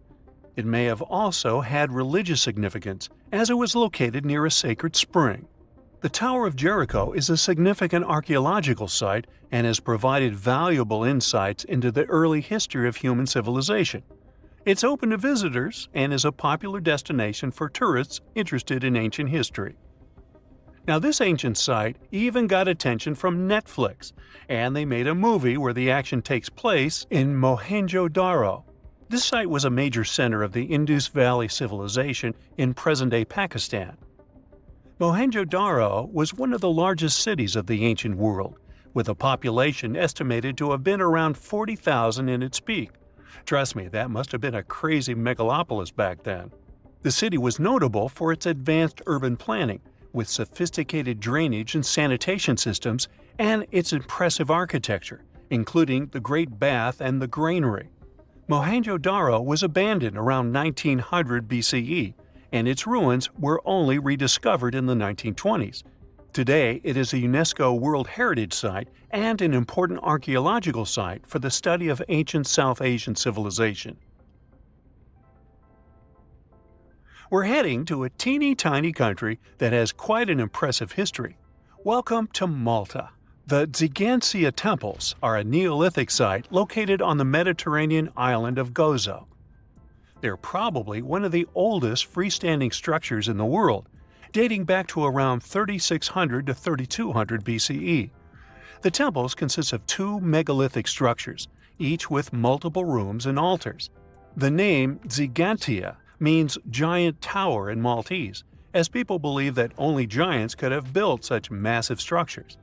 The temples are believed to have been used for religious purposes and are considered to be an important example of prehistoric architecture. They were added to the UNESCO World Heritage List in 1980. Well, you must be pretty tired, but there's one more place we gotta visit today. Our plane is already landing in Armenia, and we're here to see the Temple of Garni. Look, this one is well preserved. This temple dates back to the 1st century CE. It was built by King Tiridates I as a dedication to the sun deity Mir. Sadly, the temple was destroyed in the 17th century during an earthquake, which is quite a common thing for this area, but it was later reconstructed in the 20th century. Today, it's a popular tourist attraction and is also listed as a UNESCO World Heritage Site. Back in December 2012, a lot of people were freaking out over the idea that the world might end in some catastrophic event. And it was all thanks to the famous Maya calendar. This ancient way of tracking time had been the subject of endless speculation. But one of its biggest mysteries was definitely an 819-day count found in some versions of the calendar. No one could explain why it was there or how it worked, until recently, when a group of researchers from Cambridge might have finally cracked the code. First things first, how does the Maya calendar work? So the system the Maya civilization used to track days was based on something we now call the calendar round. Think of it like 3 interlocking gears. These are 3 cycles working together. The first is a 365-day solar year, known as Hab. The second is a cycle of 20 names, and the third is a cycle of 13 numbers, which forms a 260-day sacred calendar, called Solkeen. Just like we'd say something like December 25th, 2025, they named their days based on how these 3 cycles lined up. For example, here we have the day 3 Manik and the 14th of the month Hop. It takes 52 years for the 3 cycles to align in the same way again. After that, the days start repeating. But this is where things start to get more complicated and mysterious. On some Mayan monuments, we have also found enigmatic inscriptions pointing to the existence of another cycle, the 819-day count. There are about 20 examples of these inscriptions, mostly found in places like Palenque and Yaxchilan in Mexico. So it didn't seem random at all, and this calendar must have been hiding a big secret. Early research showed that the 819-day cycle was represented by one of 4 colors and the cardinal directions associated with them. Black was tied to the west, red to the east, white to the north, and yellow to the south. Researchers also discovered that this period of time could be broken down into 3 smaller cycles. One of 9 days, one of 7 days, and one of 13 days. Multiply them together, and you'd get 819 days. Pretty cool, but why did they do that? This color scheme and the 3 cycles seemed like a basic level of interpretation, and experts were pretty sure its real purpose was still hidden from us. Another thing researchers noticed is that this strange count of days was mostly shown using a Y glyph, followed by a number. But in some cases, they also added a glyph representing Kawil. This was a powerful Maya deity, often associated with creation and lightning. He was usually symbolized by a torch coming out of his forehead, representing the spark of life. But in the 90s, a study suggested that when Kawil's inscription showed smoke and fire coming from his forehead, it could actually represent the planets Jupiter or Saturn, or maybe even both. Wait, that means that the 819 days count could be linked to both planets in some way. From there, research focused on figuring out what that link might be. The first conclusion is that this calendar might have helped the Maya track the movements of those planets in some way. Then they started noticing something interesting. These cycles could be specifically tied to the synodic periods of Jupiter and Saturn. By synodic periods, we mean the time it takes for a celestial body, like a planet, to return to the same or nearly the same position as seen from Earth. While this possibility was pretty exciting, something didn't quite add up. Each planet moves very differently, and trying to fit multiple planets into an 819-day span just didn't seem to work. In other words, this 4-part color-coded calendar system was simply too short to align perfectly with the synodic periods of the visible planets. So it looks like we're back to square one.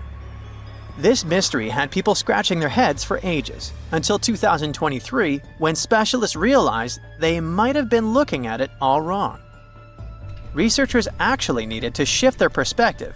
Instead of seeing this system as 819 days, they needed to consider the number as representing timelines. And this period of time could be just a small part of a much, much bigger calendar. You see, as we said earlier, this cycle seemed to track the period when a planet became visible to people on Earth. To prove that these 819 cycles were timelines, not actual days, researchers needed a planet that could serve as a starting point to back up their theory. In this case, it was Mercury. And there's a pretty simple reason for that. Mercury's synodic period is 117 days, which fits perfectly into the calendar count. I mean, if you take 1819 and divide by 117, you get the number 7. So, Mercury is the only visible planet whose synodic cycle fits neatly into this period as whole numbers. Perfect. Now they had a solid starting point. From there, they needed to expand the calendar by increasing its length to 20 periods of 819 days. Suddenly, a pattern emerges. And just like that, all the synodic cycles of the planets fit perfectly into the system. For example, Saturn's synodic period from 378 days lines up perfectly after 6 819-day cycles. Venus aligns every 5 cycles. Jupiter every 19 cycles. And Mars, which takes the longest, needs 20 cycles. In other words, it takes about 45 years for Mars to align with the synodic periods of all visible planets. So, this is how researchers determined that the ancient civilization wasn't referring to days, but rather to timelines. The Maya astronomers came up with this count as part of a larger calendar system of 20 periods. But then a question comes up. Why was studying the synodic period so important to the Maya? Well, we don't have super specific answers about this mysterious calendar yet. But what we can say for sure is that the Maya truly believed in the powerful influence of the cosmos on daily life. So maybe They wanted to analyze how the movements of all the visible planets lined up with their other calendars. Of course, this system is just one part of the Mayas' amazing and advanced understanding of astrology. And it wasn't just about using astrological cycles for planting and harvesting. They also had crazy specific knowledge, like how to predict solar eclipses. Archaeologists believe the Maya connection to the stars is reflected in the ruins of their world. Take the famous pyramid in the ancient city of Chichen Itza, located in Mexico's Yucatan Peninsula. If you look closely at the base of its staircase, you will see a snake's head carved in stone. But here's the coolest part. During the spring and fall equinoxes, when day and night are exactly the same length, the sun casts sharp, triangular shadows on the staircase. It creates the illusion of a snake slithering down the steps. Another example of how they use their knowledge of astronomy in their temples is in Tikal, Guatemala. Built around year 1 of the Common Era, this pyramid is considered one of the Mayas' earliest astronomical complexes. And its alignment and orientation allowed them to track and calculate solstices and equinoxes with incredible precision. The Maya were skilled skywatchers. Just like we have modern-day high-tech observatories with round domes, they had something similar. Meet El Caracol. The name means snail in Spanish and refers to the spiral staircase inside the tower. Built around 906 Common Era, it was the perfect place to observe all the changes in the sky and track the movements of the sun, moon, planets, and stars. Unlike us today, with our telescopes, satellites, and advanced tools, the Maya relied entirely on naked eye observation, and that makes their achievements even more incredible. Ooh, so check this out. Researchers just found some super old footprints from a family of extinct humans, like we're talking 300,000 years ago. The prints belong to a group of Homo heidelbergensis. Ooh, that's a tough one, but I nailed it. So those dudes were pretty advanced for their time. They were building homes and hunting big animals. But unfortunately, they couldn't handle climate change and disappeared about 28,000 years ago. No, they weren't sissies, trust me. The weather was really tough back then, and they couldn't just go grab a down jacket like you do. So, the University of Tübingen crew made the discovery in Germany, where they found the perfectly preserved prints in a forest by a lake. Apparently, elephants, rhinos, and other critters used to come relax by the lake, and so did this Heidelberg family. The scientists believe they were probably just a family outing rather than a group of adult hunters, since there were little kid footprints too. And depending on the season, they could munch on plants, fruits, leaves, shoots, and mushrooms around the lake. Experts even found tracks from an extinct elephant species that used to weigh up to 13 tons. Now, can you imagine seeing one of those in person? Just so you know, 13 tons is about 45 times as heavy as a pig. Oink. They were digging around in Schöningen when they stumbled upon some elephant tracks that were 21 inches long. That's like the length of a really big ruler. They even found wood fragments in the ruts that the elephants had left behind. But wait, there's more. They also found a rhino print from the Pleistocene era, which is pretty wild. It's the first time they found a footprint from this particular species in Europe. Who knew rhinos had such big feet? Except those whom the rhino stepped on. Meanwhile, over in New Mexico, some British and American archaeologists found some ancient human footprints that date back 23,000 years. They used radiocarbon dating to figure out when these footprints were made, and it turns out they were stomped into the mud during the last glacial maximum.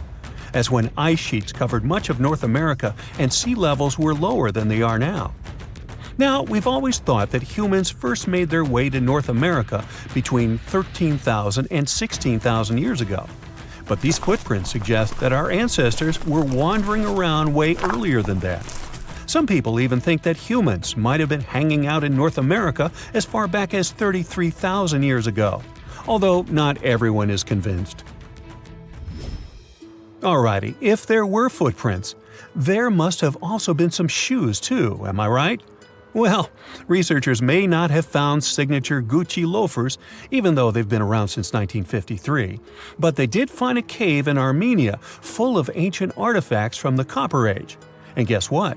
Those artifacts included a seriously well-preserved shoe that's now the oldest footwear ever found. That footwear was made from a single piece of cowhide leather, which is pretty rare today, despite all the fancy schmancy technological upgrades we've got today. Talk about premium quality. Currently, the coolest modern-day designer shoes are trying to copy this hole-cut technique. The shoe was also rubbed with some kind of plant or vegetable oil for extra durability, and it even had shoelaces that crisscrossed through a series of holes, just like our beloved sneakers today. The shoe was about the size of a woman's US 7, so we're guessing it was tailor-made for some fancy-pants wealthy person. Can you imagine rocking these feet whips back in the day? They were possibly the talk of the town. Now, since we're talking about shoes, have you ever had that gross feeling when you step in something sticky? Especially if you're wearing a brand new pair of white sneakers? No, not what you're thinking. I'm talking about chewing gum. It's a total buzzkill to have it stuck to your shoe. A super cool British archaeology student named Sarah Pickett found a 5,000-year-old piece of Neolithic chewing gum made from birch bark tar while on a dig in Finland. It even had tooth marks in it. Who knew our ancestors were into chewing gum too? Apparently, birch bark tar has antiseptic properties, so it's believed that Neolithic peeps chewed it to help treat mouth and gum infections. So it looks like people have been spitting out gum since the beginning of time. Ah, what a tradition. Prehistoric designers had way more than just shoes to offer to prehistoric fashionistas. You're not going to find such a statement piece in the mass market, and I'm not sure about high-end boutiques either. Yep, it's supposedly the oldest purse ever found, and yep, those are dog teeth used as decorations for a handbag. According to one of the archaeologists, these teeth were all the rage back in 2500 BCE. People were putting them on everything, from clothes to jewelry. But this particular handbag was something special. It had over a dozen sets of teeth and was super fancy, which means whoever owned it was perhaps a VIP. Unfortunately, the purse itself didn't survive the test of time. All that's left are these teeth, pointing in the same direction and looking like a modern-day handbag flap. It must have been truly chic back in the day, but it's a good thing we've moved on to more humane materials for our accessories. Did you hear about the dino-sized discovery on Yorkshire's coast? Yep, sometimes scientists discover not human footprints, but dino footprints. This time, they found a record-breaking dinosaur print that could have been left by a predator taking a break 166 million years ago. Can you imagine a T-Rex lounging on the beach with a smoothie in hand? This 3-foot-long fossil, spotted in Burniston Bay near Scarborough, is the largest ever discovered in the region. The team of researchers who studied the track concluded that it was made by a giant carnivore like a megalosaurus. That's one big and hungry dino. The footprint is the largest made by a theropod, which is a group of bipedal dinosaurs that includes the infamous Tyrannosaurus rex. So, we're talking about some seriously big and scary creatures here. A paleontologist from the University of Manchester said the discovery had shed new light on the behavior of these carnivorous giants. Apparently, features of the footprint suggest that this large predator was squatting down before standing up. Maybe it was doing some yoga or taking a bathroom break. Who knows? Another archaeologist, Marie Woods, stumbled across the print while collecting shellfish on the shore. She said she couldn't believe what she was looking at. I mean, who would expect to find a giant dinosaur print while picking up some clams? It's lucky that Ms. Woods and Rob Taylor, a local fossil collector, rescued the fragile print from the shoreline. Experts warned that it was at risk of being lost to erosion or landslides. Now, plans are in motion for the footprint to go on public display at the Rotunda Museum in Scarborough. But there's some more dino-mite news. Several drought conditions in Texas have revealed ancient dinosaur footprints that are over 100 million years old. Multiple dinosaur tracks belong to the dinos were recently discovered at Dinosaur Valley State Park in northwest Texas. The droughts have caused a river running through central Texas to dry up almost entirely, which is how these prehistoric prints were finally uncovered. This guy was a real beast. measuring 15 feet and weighing in at 7 tons. It used to roam the area over 113 million years ago, according to the state park. About 60 prints from this dino have been revealed due to the drought, with an estimated 140 tracks from the dinosaur in total. But that's not all. Prints from Sauroposeidon were also discovered. This creature was a massive 66 feet long and weighed about 48 tons when fully matured. Experts believe that the Acrocanthosaurus preyed on Sauroposeidon, which explains why their prints were found together. There's a weird thing though. Sauroposeidon was bigger than Acrocanthosaurus. Can any professors please explain to me why the smaller dude would munch on the bigger one? The South Pole is more than penguins and endless snow. There's a hidden ghost world within it. Look, it's right here on the globe. Don't confuse Antarctica with the Arctic, which is at the top of our maps. Much smaller in size, and, let's face it, way less mysterious. The ice sheet covering Antarctica is about 1 to 3 miles thick, which is up to 16 Eiffel Towers stacked on each other. This massive blanket hides the true features and contours of Antarctica's land.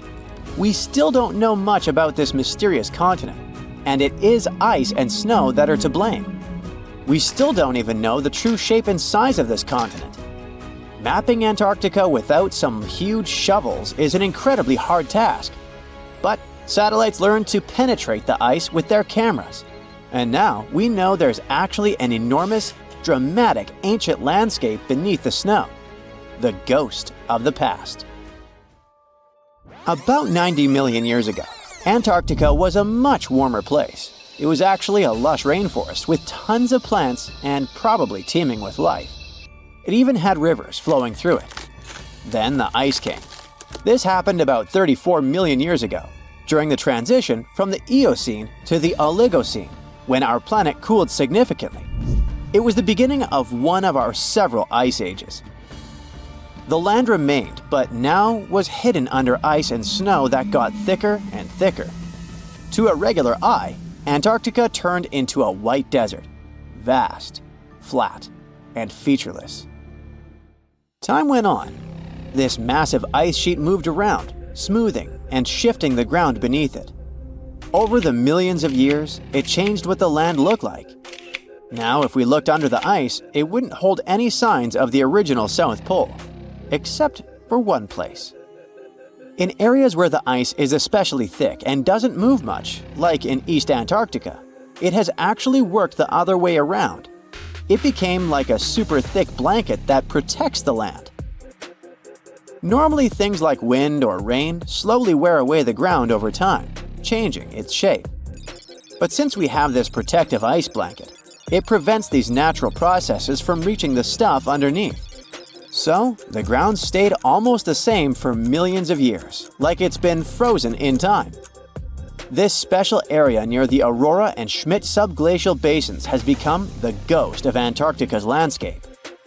This place was barely touched even since it was first covered in snow 34 million years ago. This is a historical footprint, a place that can tell us what Antarctica's ground looked like before it became a freezing nightmare. As scientists peered under East Antarctica, they saw an amazing ghost. The traces of the rivers that were flowing there millions of years ago, various valleys, and some weird little islands, as well as 3 big chunks of land shaped like the letter U. Hey, what's that all about? You see, the continents on our planet are moving constantly, sliding along the red-hot lava mantle like cereal on milk.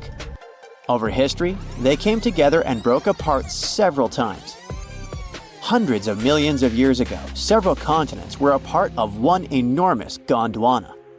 Antarctica was one of them. It used to be one huge landmass. But when Gondwana broke apart, the poor continent got stretched by tectonic forces. Parts of land were pulled away from each other. Whoosh! And they got torn apart. And that's how we got these big chunks or blocks of land under thick layers of ice. In any case, scientists now want to explore this ghost a bit more. But to study it deeply, they need to actually drill down through the ice, like using a straw to get to the bottom of a thick shake. This will help them pick up some rocks and dirt from way below to learn more about the Earth's history and climate. Antarctica is the 5th largest continent in the world, approximately bigger than the entirety of Europe or Australia, competing with the entire South America in size. Aside from East Antarctica, we discussed there are several more regions: Antarctica Peninsula, South Pole, West Antarctica, and the Ross Sea. The continent is basically a frozen sandbox, and all its hidden, mysterious landscape is actually less explored than Mars's terrain. We only know for sure that without ice, it wouldn't just be flat and empty, but an entire world full of big mountains, huge canyons, and even fiery volcanoes. Some of these volcanoes are so huge that they peak above the layers of snow. In West Antarctica alone, there are at least 138 volcanoes, though only about 8 or 9 are active today. One of the craziest ones is Mount Erebus, the southernmost volcano and the tallest one on the continent, about 12,500 feet high. And deep beneath the ice sheet, this guy hosts incredible, beautiful subvolcanic caves. The temperatures there are warm enough for t-shirts. The Antarctic Peninsula, or Lesser Antarctica, looks like a bunch of mountainous islands deeply underground. It has newer volcanic rocks that are part of the Pacific Ring of Fire, which is like a giant circle of volcanoes and earthquake zones around the Pacific Ocean. The Greater Antarctica is a huge part, almost as big as Australia. It consists of East Antarctica and the South Pole. Beneath the ice, it's a place of rocks that have been around for a very, very long time, including the special zone we mentioned. You probably know that Antarctica is nearly devoid of humans. No wonder, with a mean temperature of about minus 46 degrees Fahrenheit. But even though this place is horrifyingly cold and deserted, life still clings on. You guessed it, in the underworld. In 2017, scientists found DNA traces of algae, moss, and even possibly unknown small animals in the deep caves. That means that even in such crazy conditions, there are still unique ecosystems thriving in little isolated warm pockets beneath the snow. There was another incredible find beneath Antarctica's Ross Ice Shelf, a lively ecosystem vibing within an underground river. Scientists have long suspected that Antarctica's underworld should have some freshwater lakes and rivers. One day, a satellite spotted a groove there. They decided to explore it and used a hot water drill to melt their way through the ice. As they reached the underworld, they dropped a camera into one of those hidden fresh rivers. And at first, they thought they'd find just some rocks or something. But instead, they stumbled upon hundreds of amphipods, tiny shrimp-like creatures. Little ones instantly swarmed around the lens. Shrimps blocked the camera and scientists couldn't check out what they wanted to. Pretty funny, but at least that means that there really is an important ecosystem deep within Antarctica. Now, they're gonna explore it. And all this is just the beginning of the mysterious underworld. Antarctica's snow also hides the deepest canyon on Earth under the Denman Glacier. Well, Mariana Trench is still the deepest point on Earth, but it's a part of the oceanic crust, geologically speaking. Also, in 1958, explorers found a huge mountain range under the ice, as big and tall as the famous Alps Mountains. The range stretched for about 745 miles with peaks as high as 1.7 miles. And all this magnificence is buried under tons of ice. Who knows what else we might find there? Antarctica holds about 60% of our entire planet's freshwater, which means it would be pretty bad if it melted. For example, there's this Doomsday Glacier, officially known as Thwaites Glacier. It's a huge ice formation, about the size of Florida, and it's melting right now. Every year, the sea levels rise by 4% because of it. If this guy melts away completely, the sea levels all around the world will increase by 2 feet, which might not sound like a lot, but it would be catastrophic for coastal areas. Luckily, researchers have found that even if its ice shelf were to collapse in the next 50 years, the glacier itself wouldn't retreat as quickly as they feared. It's still losing ice rapidly, but it would be quite a slow process. If there's a question that still baffles archaeologists to this day, it's this one. How did the ancient Egyptians build those magnificent pyramids?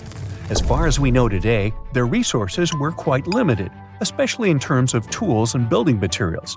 We still don't have a fully satisfying answer, but hey, we've got some pretty amazing theories worth considering. The leading contender among these theories involves the clever Egyptians employing a sneaky strategy. Now picture this. They constructed a slanted and curving mound made of bricks, earth, and sand encircling the pyramid to be.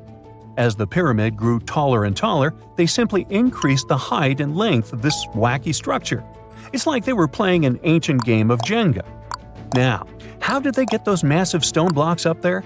Well, according to the legendary ancient Greek historian Herodotus, they used sleds, rollers, and levers. It sounds like they turned construction into a supersized game of tug-of-war. And guess what? Herodotus also claimed that the Great Pyramid, the one from Giza, the granddaddy of them all, took a whopping 20 years to build. There's more. Herodotus also dropped a mind-boggling number on us. 100,000 men were supposedly involved in this pyramid extravaganza. Did they hire the entire Egyptian population? Well, it might not be as far-fetched as it sounds. These men were probably mostly farmers, so they probably focused on the pyramids when there wasn't much work to be done in the fields. Like during the flood season of the Nile River. Obviously, specialists in the archaeological community had something to add to this theory. By the late 20th century, they discovered some evidence that suggests the workforce might have been smaller and more permanent than previously thought.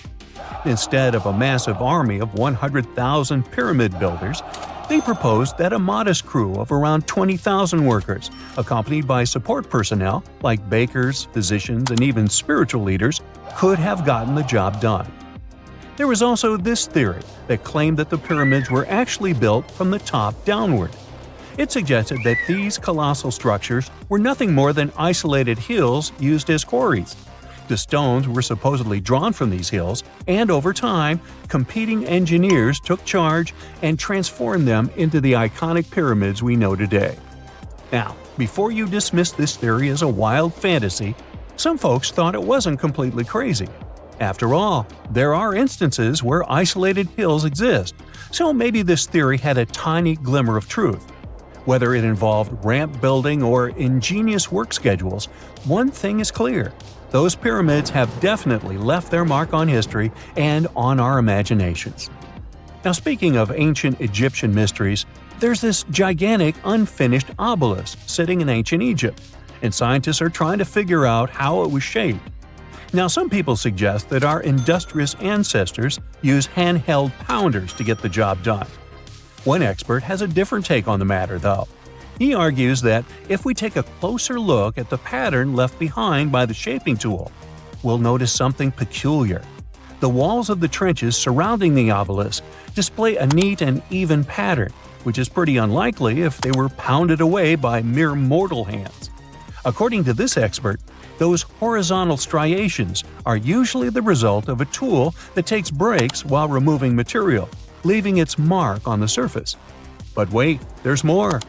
Imagine the tool being rocked back and forth against the trench walls, clearing away the waste to keep the trench from narrowing. Well, in that case, the tool might have left some funky horizontal striations where it was pressed against the sidewall. This sounds like some fancy technology at play, don't you think? And guess what? The dynastic Egyptians probably didn't have access to that kind of know-how. Another famous Egyptologist from way back also uncovered a bunch of core drills during his adventures. Although the actual drill bits are missing, his collection houses these particular core remnants made of limestone, alabaster, and even granite. These constructions aren't the only amazing thing the ancient Egyptians left behind, though. As it turns out, the Egyptians were the genius minds behind the creation of the handheld mirror. Yeah, that little mirror you use every day to check yourself out. But here's the twist. These mirrors are like pieces of art. They were decorated with inscriptions and figures. But that's not all. The Egyptians had a serious concern with their appearance. They knew the importance of personal hygiene and looking fabulous.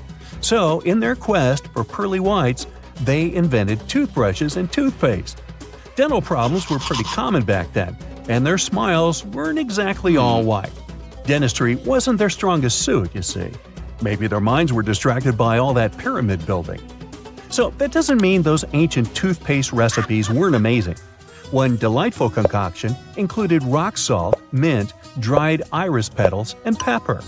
Some brave dentists in the 21st century tried it out, and it worked pretty well.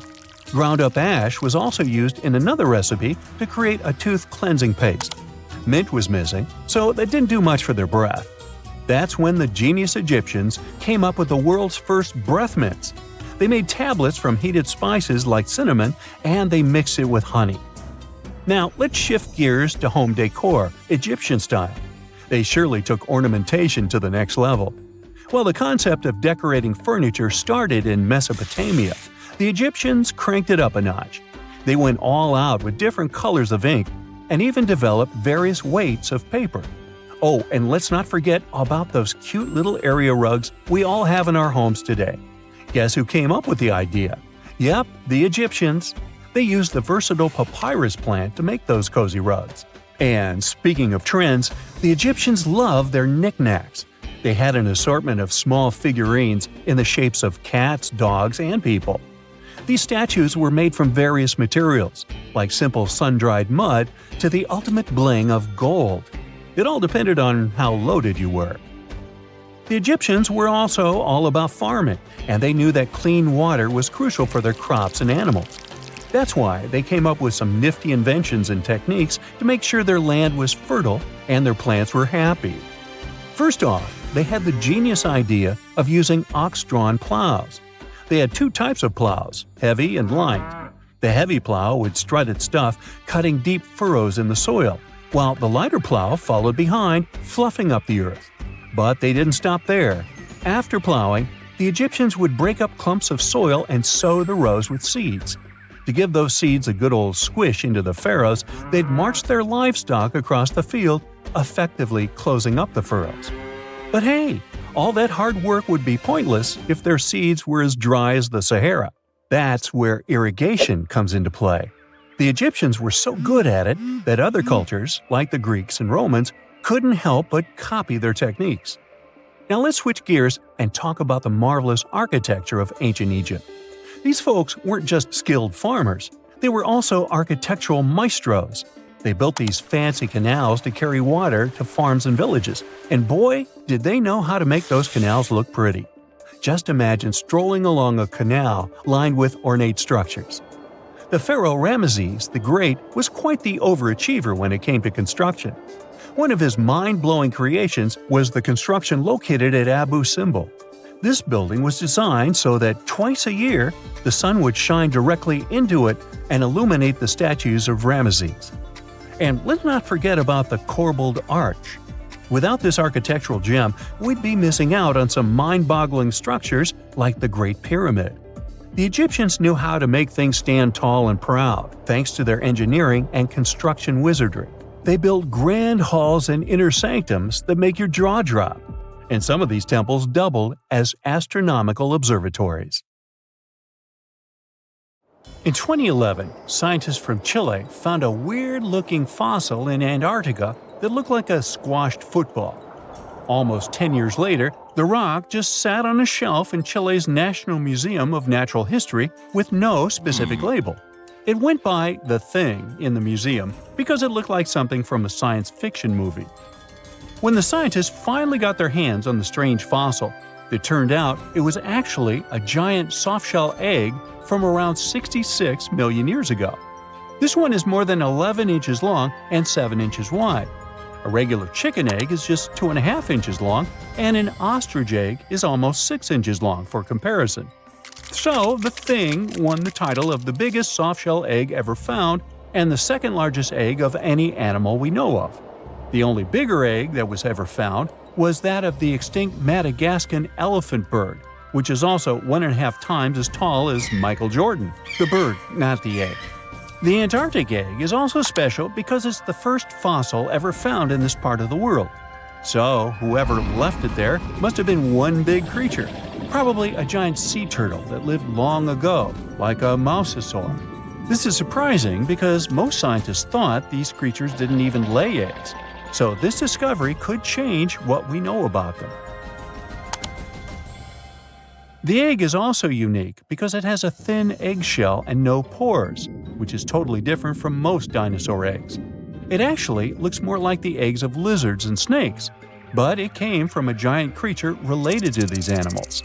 No known dinosaurs or flying reptiles from that time and place were big enough to lay such a huge egg, so it must have been a mosasaur after all. But we can't be 100% sure. Scientists did a lot of work and studied 259 types of living reptiles, like lizards and snakes, and their eggs. From this, they figured out that the mommy who laid the egg was probably at least 23 feet long, not counting her tail. During the late Cretaceous period, this part of Antarctica might have been like a nursery. Paleontologists have found bones of tiny mosasaurs and plesiosaurs in the same area, along with bones from the grown-up ones. Archaeologists in Norway made another cool but literally discovery and found dozens of arrows that had been hidden in ice for 6,000 years. They were melting out of a large ice patch in the high mountains, covering an area of about 45 football fields. In 2014 and 2016, when the summers were extra warm, scientists went to an ice patch called Langfoni to look around. They also found lots of reindeer bones and antlers there. Some of the arrows were whole and some in pieces, along with 5 arrowheads around the melting ice patch. This is more arrows than have been found at any other frozen site in the world. Some of the 68 found arrows date back to the Neolithic period, and the newest ones are from the 14th century of the Common Era. Ice is like the perfect time machine that can preserve whatever ends up there in an almost perfect condition. Langfoni became famous as one of the first ice patch sites after a local hiker found a 3,300-year-old leather shoe right next to its edge. Scientists are studying places like this to understand how people use these sites and how the ice patches from Norway to North America changed over time. Now, once upon a time, around 32,000 years ago, to be exact, a squirrel buried some seeds near a river in Siberia. Am I the only one getting the Ice Age vibes? Anyway, these seeds belong to a plant with cute white flowers. Thousands of years later, a group of scientists found these seeds buried deep in the frozen ground, about as far down as a 12-story building is tall.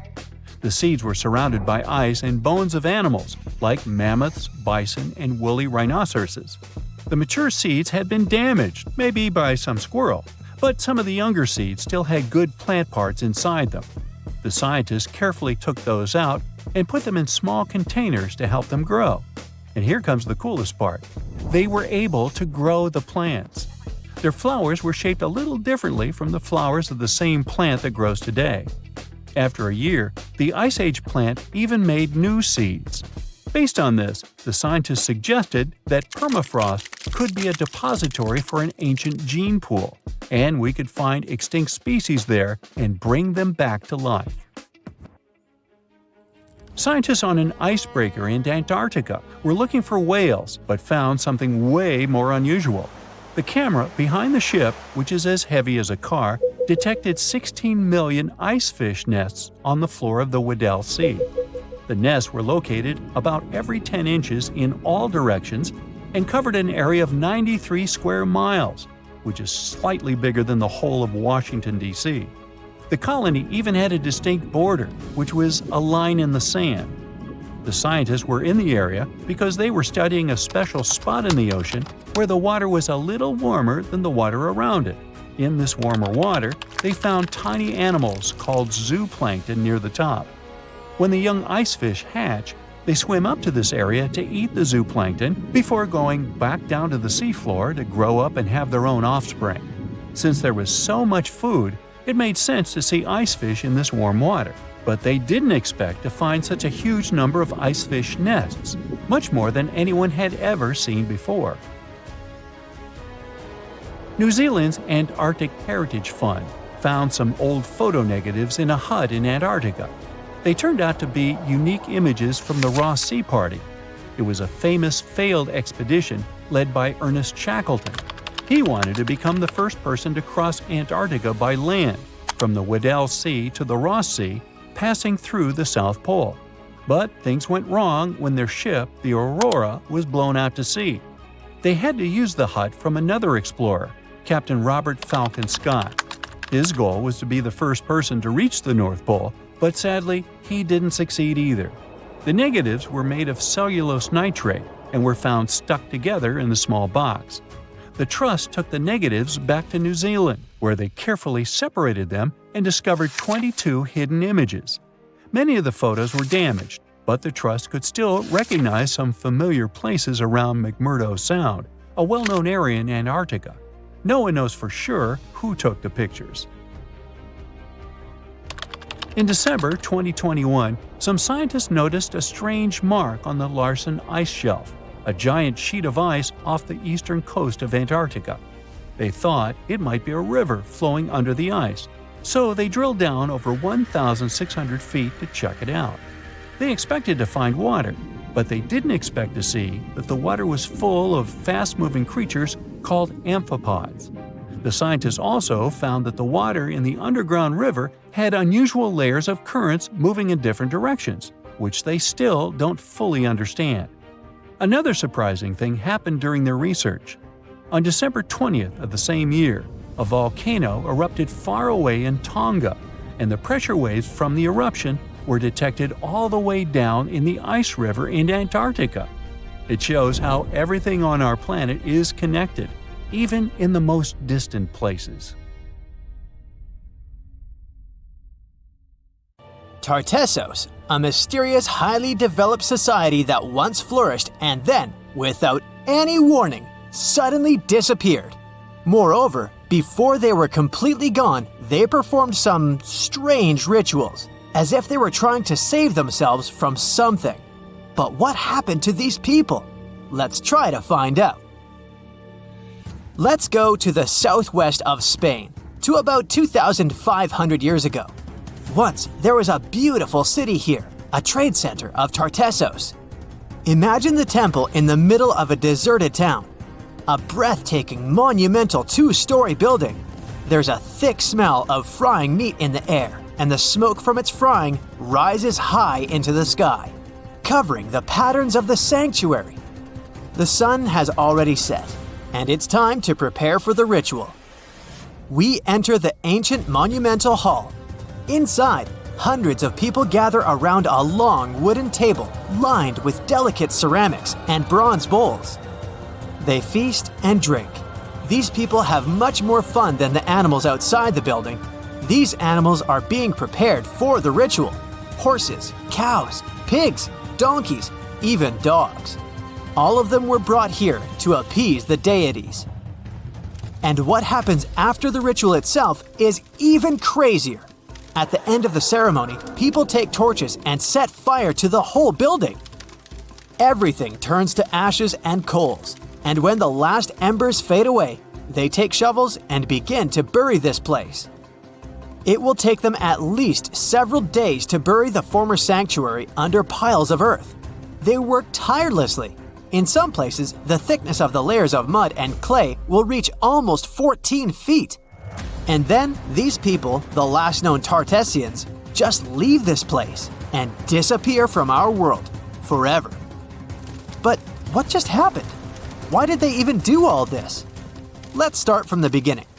Tartessos was first mentioned in Greek and Roman texts thousands of years ago, but for a long time, we had no idea what it even was. All the descriptions were contradictory and confusing. Some archaeologists thought that Tartessos was a kind of seaport. Others thought that it was a river or a water reservoir. They even said this place could be connected with the mystical Atlantis. But there was nothing to back it up with, so the scientific community quickly rejected this idea. But today, we know the truth. Tartessos was an ancient civilization. It's been located on the Iberian Peninsula, one of the southernmost islands of Europe. It flourished in the 9th to 5th centuries BC, and then, around 2,500 years ago, suddenly disappeared. They were quite rich. The island had rich reserves of metal, so their economy was thriving. Silver, copper, lead, and other good things were mined in the local Sierra Morena Mountains. Almost all the locals were engaged in trade. For them, it was a common thing. Isn't that strange that there were so few records left about them? And not so many monuments of their culture have survived to this day.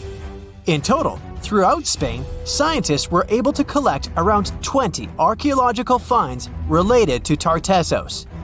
3 of them were excavated in the Guadiana Valley: Cancho Ruano, Casas del Turrunuelo, and La Mata. Let's start with the first one. Cancho Ruano was discovered in 1978. This find was one of the most significant pieces of the puzzle. This is one of the most beautifully preserved structures of the Tartessian civilization. Not only the walls have survived to this day, but so did the altar, the moat, and even several artifacts. For example, some jewelry and wine glasses. It was a square building surrounded by a deep moat filled with water. And, to be honest, we still don't know its exact purpose. We only assume that it could be an ancient temple. Some rituals were carried out there. For instance, they would set fire to the temple and cover it with thick layers of sand and clay. They even left some expensive artifacts inside, tools, gold jewelry, and so on. Moving on to the next find. Casas del Turrunuelo is one of the best preserved buildings in the entire Western Mediterranean. We only discovered it a couple of years ago, back in 2015. And it hasn't been studied that well yet. But we already know that this place is also pretty weird. Casas del Turrunuelo was a very rich building. It wasn't just some kind of temporary camp. It was a place of monumental, impressive architecture. Massive staircases, vaulted ceilings, luxurious materials brought from all over the Mediterranean, and the latest construction technologies. It was supposed to be a place of power, maybe even something like a palace. And yep, it also became the venue for the rituals. It's unclear whether the locals intended to destroy this beautiful place from the very beginning, but this is where they performed the greatest ritual in the area. This ritual involved more than 50 animals, including the most valuable ones, horses. It was their only means of transportation. The fact that these people gave away their horses may indicate that they plan to stay here for some time. Perhaps they hope to appease the deities and settle on local lands. The ritual was carried out exactly as they intended. And just like Cancho Ruano, this place was also set on fire. When the ritual ended, the locals buried this place and left, disappearing into the countryside of the Iberian Peninsula. Now it's an abandoned and quiet place. Just like Cancho Ruano, it's been standing here untouched for more than 2,000 years.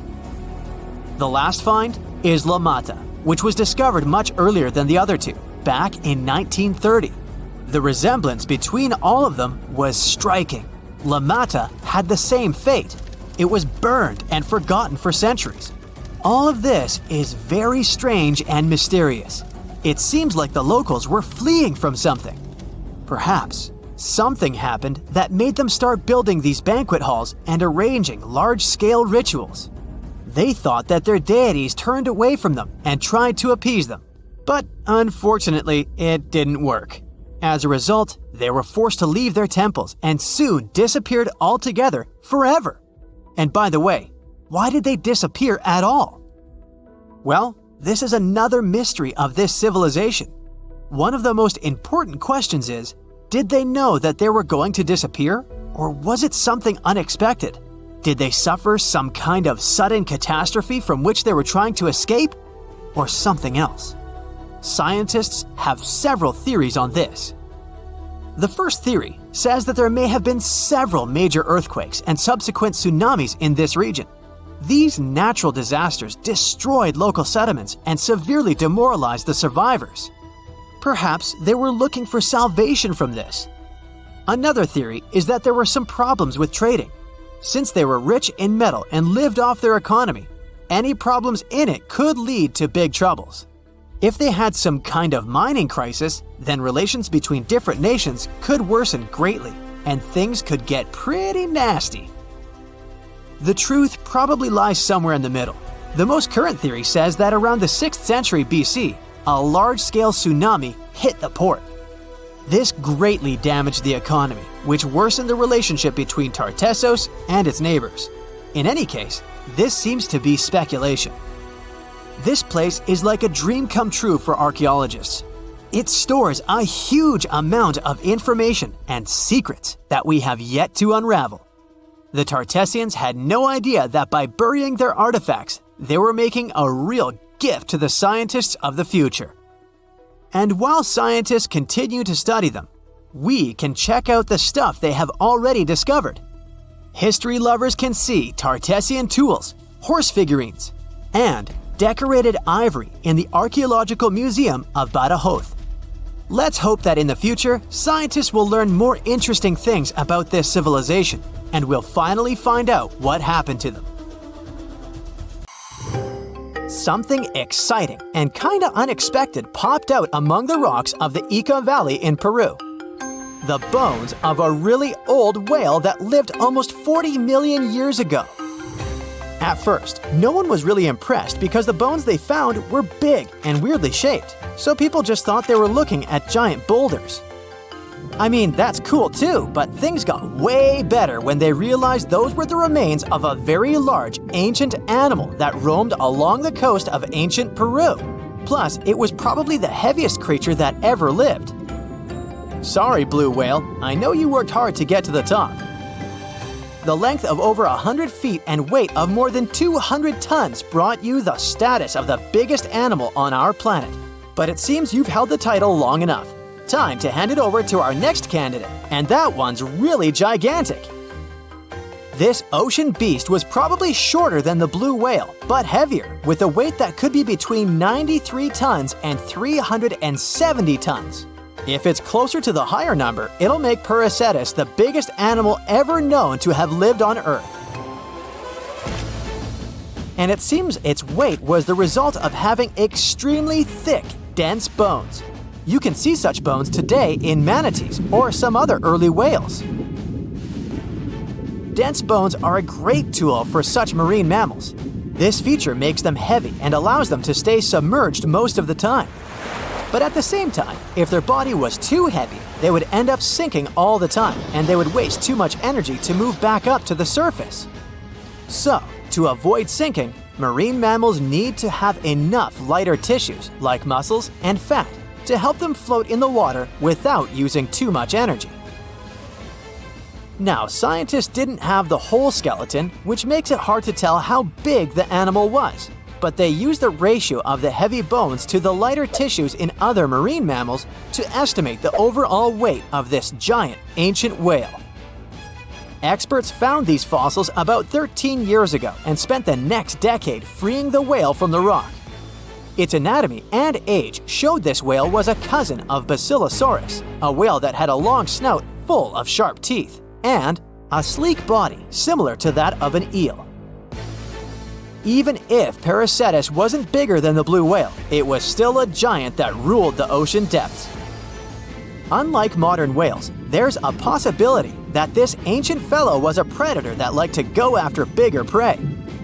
And this also changes how we see the history of whales. Scientists used to think these magnificent creatures became really big about 5 million years ago when they started eating lots of small creatures. But here's the proof that giant whales existed even before that. But it's still unclear how this whale managed to find enough food to sustain its enormous body. Plus, it's still hard to tell what exactly this ancient creature had on its menu. It was pretty large and not such a fast swimmer, so it's possible it searched for food in shallow waters. Then it probably ate crustaceans, clams, or some other small animals hiding in the sand. One theory says it was a scavenger, which basically means it munched on remains of everything that would come its way. It's not so unusual to find marine animals in deserts. Many of these regions used to be covered with water anyway. The Sahara in Africa is a perfect example. About 50 to 100 million years ago, this was not a dry desert, but a shallow saltwater body called the Trans-Saharan Seaway. The land is not wet there anymore, of course, but people who lived in that area knew about it because they used to find old shells across the desert. The sea was about 164 feet deep. That sounds enough for a nice swim. Some would say this area looked like modern Puerto Rico, with lots of sun and shallow water. Mangrove forests were a common thing, as well as seafloors covered with mollusks, like snails and clams. The marine sediment that was left behind after the sea had dried up is full of different fossils. And the animal that lived in that ancient underwater world didn't look friendly. Plus, they were much bigger than their relatives from modern times, so a regular-sized human would end up as a snack, not even a whole meal. Normally, when animals live on small islands, they can become much bigger than their relatives from the mainland. This is something we call island gigantism, and it happens because there are more resources or fewer predators on islands. Maybe the same thing happened in the Trans-Saharan Seaway. Even though it wasn't an actual island, the water moved in and out, which created little pockets of water. And specific conditions in these pockets might have helped animals grow bigger. So we're talking about giant sea snakes, catfish, and fish that no longer exist today. One had incredibly strong jaws, and the animal used them to eat hard things and even crush shells. Their teeth showed they were fierce predators other animals had every reason to be afraid of. They went through some changes when it came to diet, similar to some types of piranhas. And the competition to get to the top of the food chain wasn't a joke. Not when there were also such large predators as sharks, crocodiles, and ancient relatives of elephants. Sahara went through different phases. If you could use a time machine and take a peek at Earth's largest hot desert as it was about 6,000 years ago, you wouldn't have to struggle with sand and heat. You'd have a nice walk through a green and pretty lush place. In the past, people who lived in that area didn't leave drawings on cave walls that showed camels, sand dunes, and scorpions. All those things you'd see in today's Sahara. Instead, they drew crocodiles. That's additional evidence that the Sahara used to have a lot of water and plants enough to support these big yet scary animals. Around 3 billion years ago, Earth might have been mostly covered with water.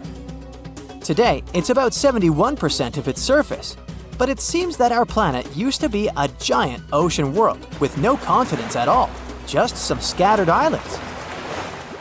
Scientists studied special rocks in Western Australia that formed in a place deep under the ocean called a hydrothermal vent system.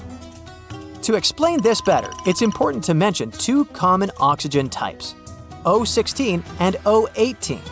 O18 is heavier because it has extra neutrons.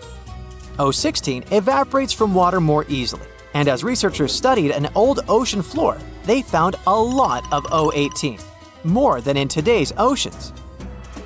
This way, they realized ancient Earth had less dry land than Earth today.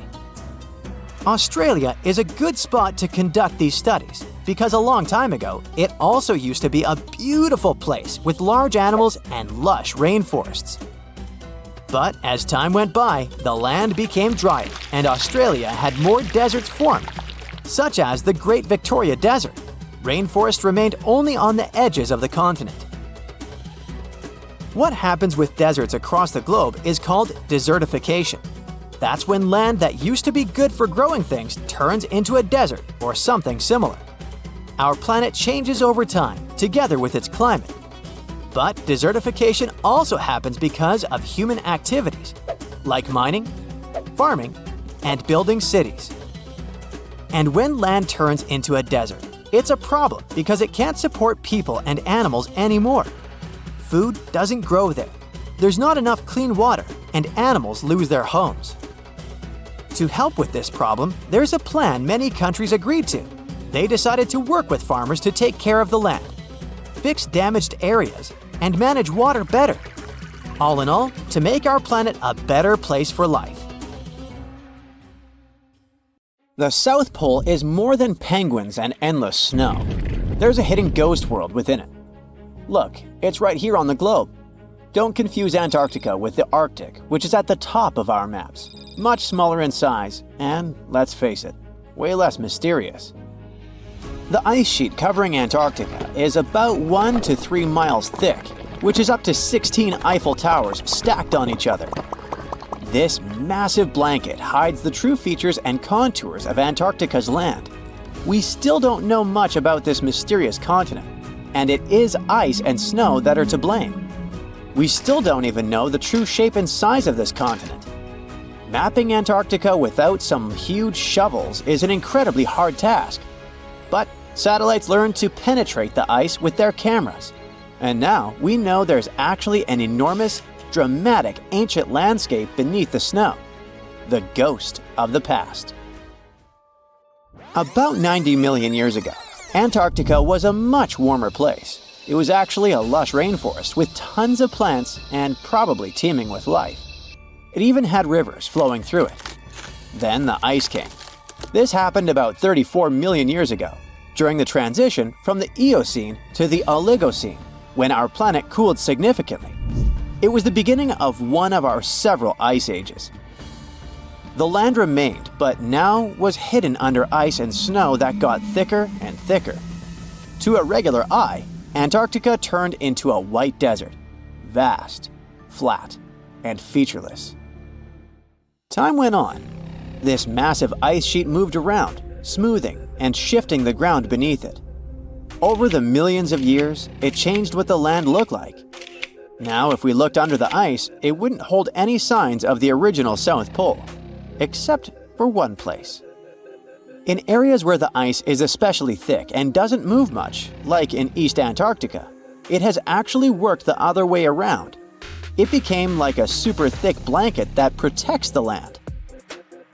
Normally, things like wind or rain slowly wear away the ground over time, changing its shape. But since we have this protective ice blanket, it prevents these natural processes from reaching the stuff underneath.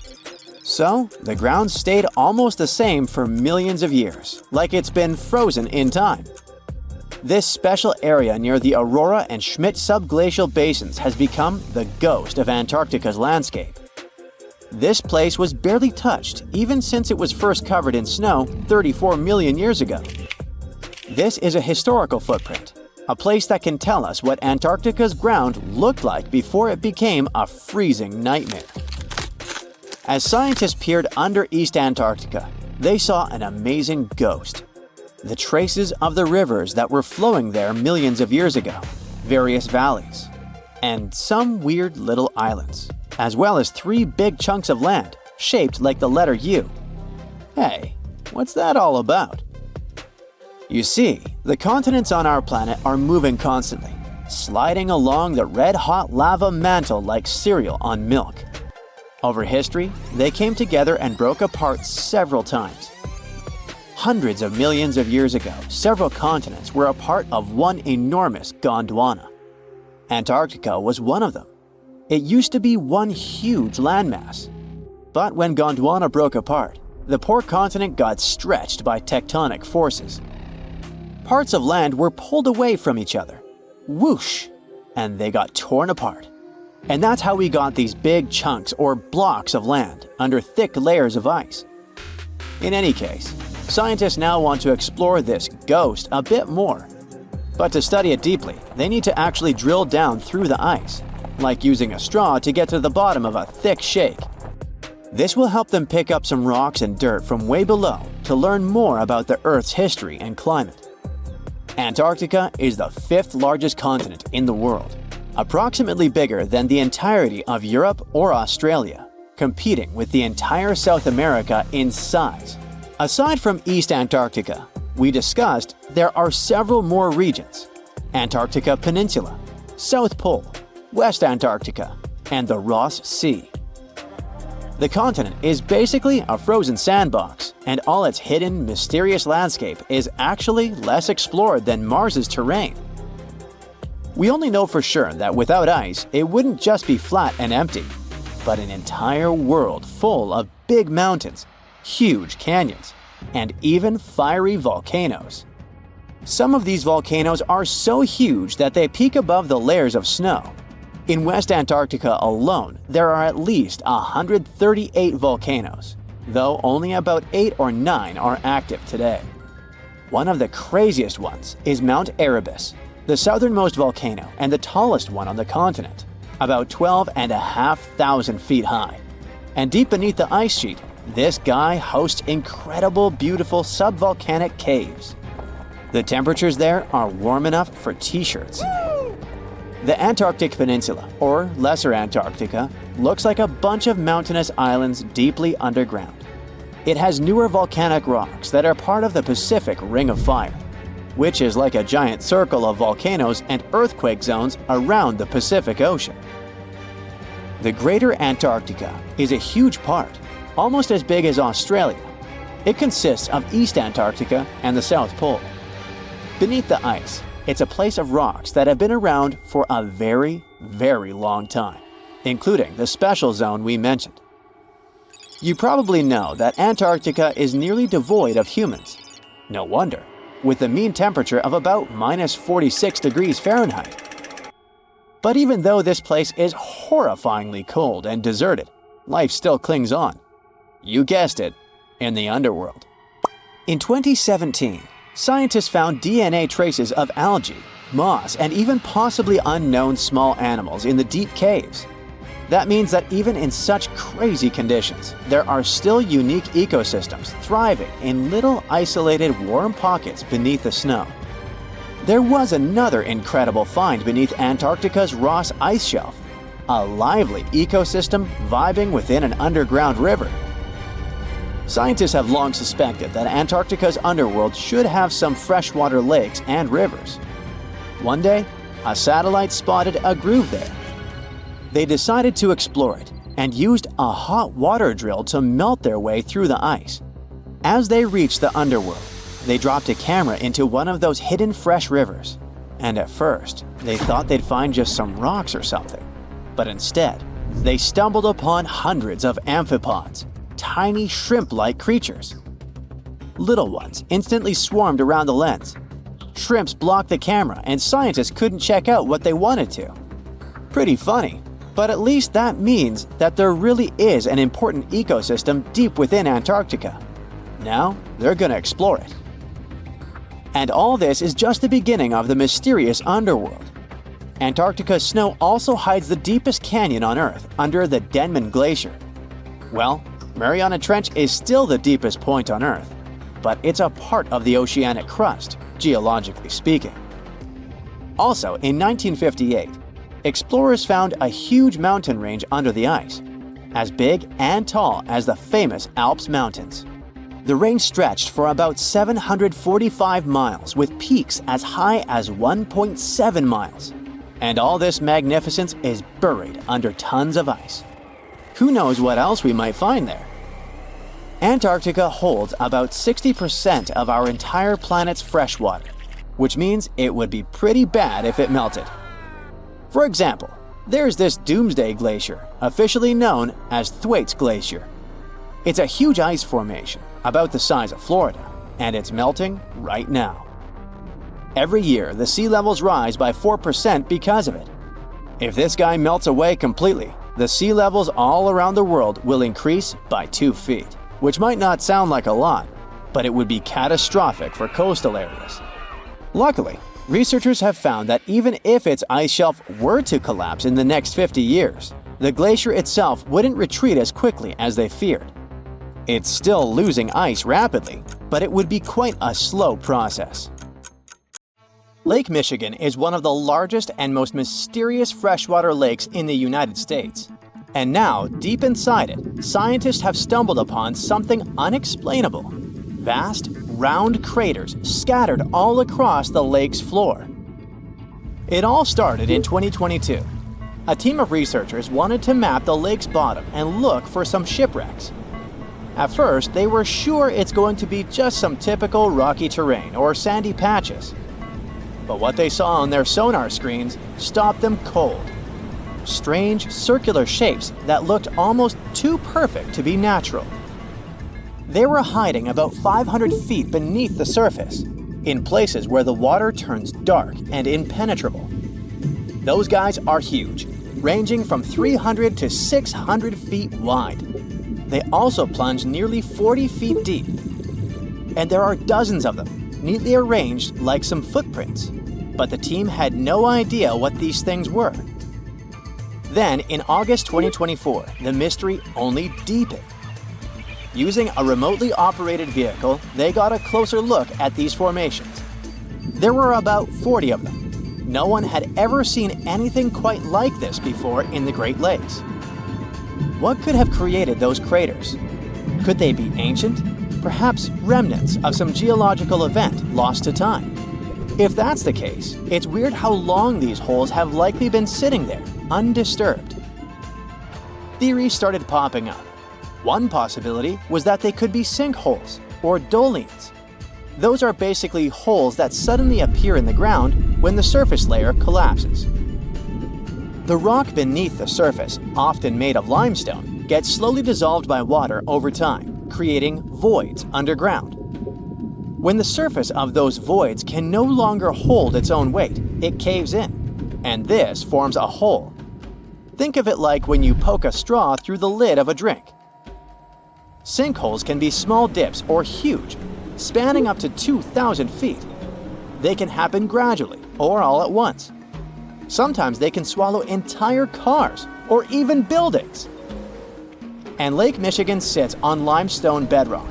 It erodes pretty easily when water flows through it. Sinkholes like these have already been found in Lake Huron, and they look kinda similar. But there are some plot holes, no pun intended, with this theory. For example, it's wild how they all would be so huge. It's also weird and pretty rare for sinkholes to occur in a lake bed. They also kinda resemble a straight pattern. They seem to extend generally southward, forming a loose line, which is pretty weird. If these are sinkholes, then they're definitely not playing the usual geological rules. Though it might be some new, unusual process at play beneath the lake's surface that we haven't discovered yet. There's another theory though: glaciers. Glaciers are wild rivers of ice.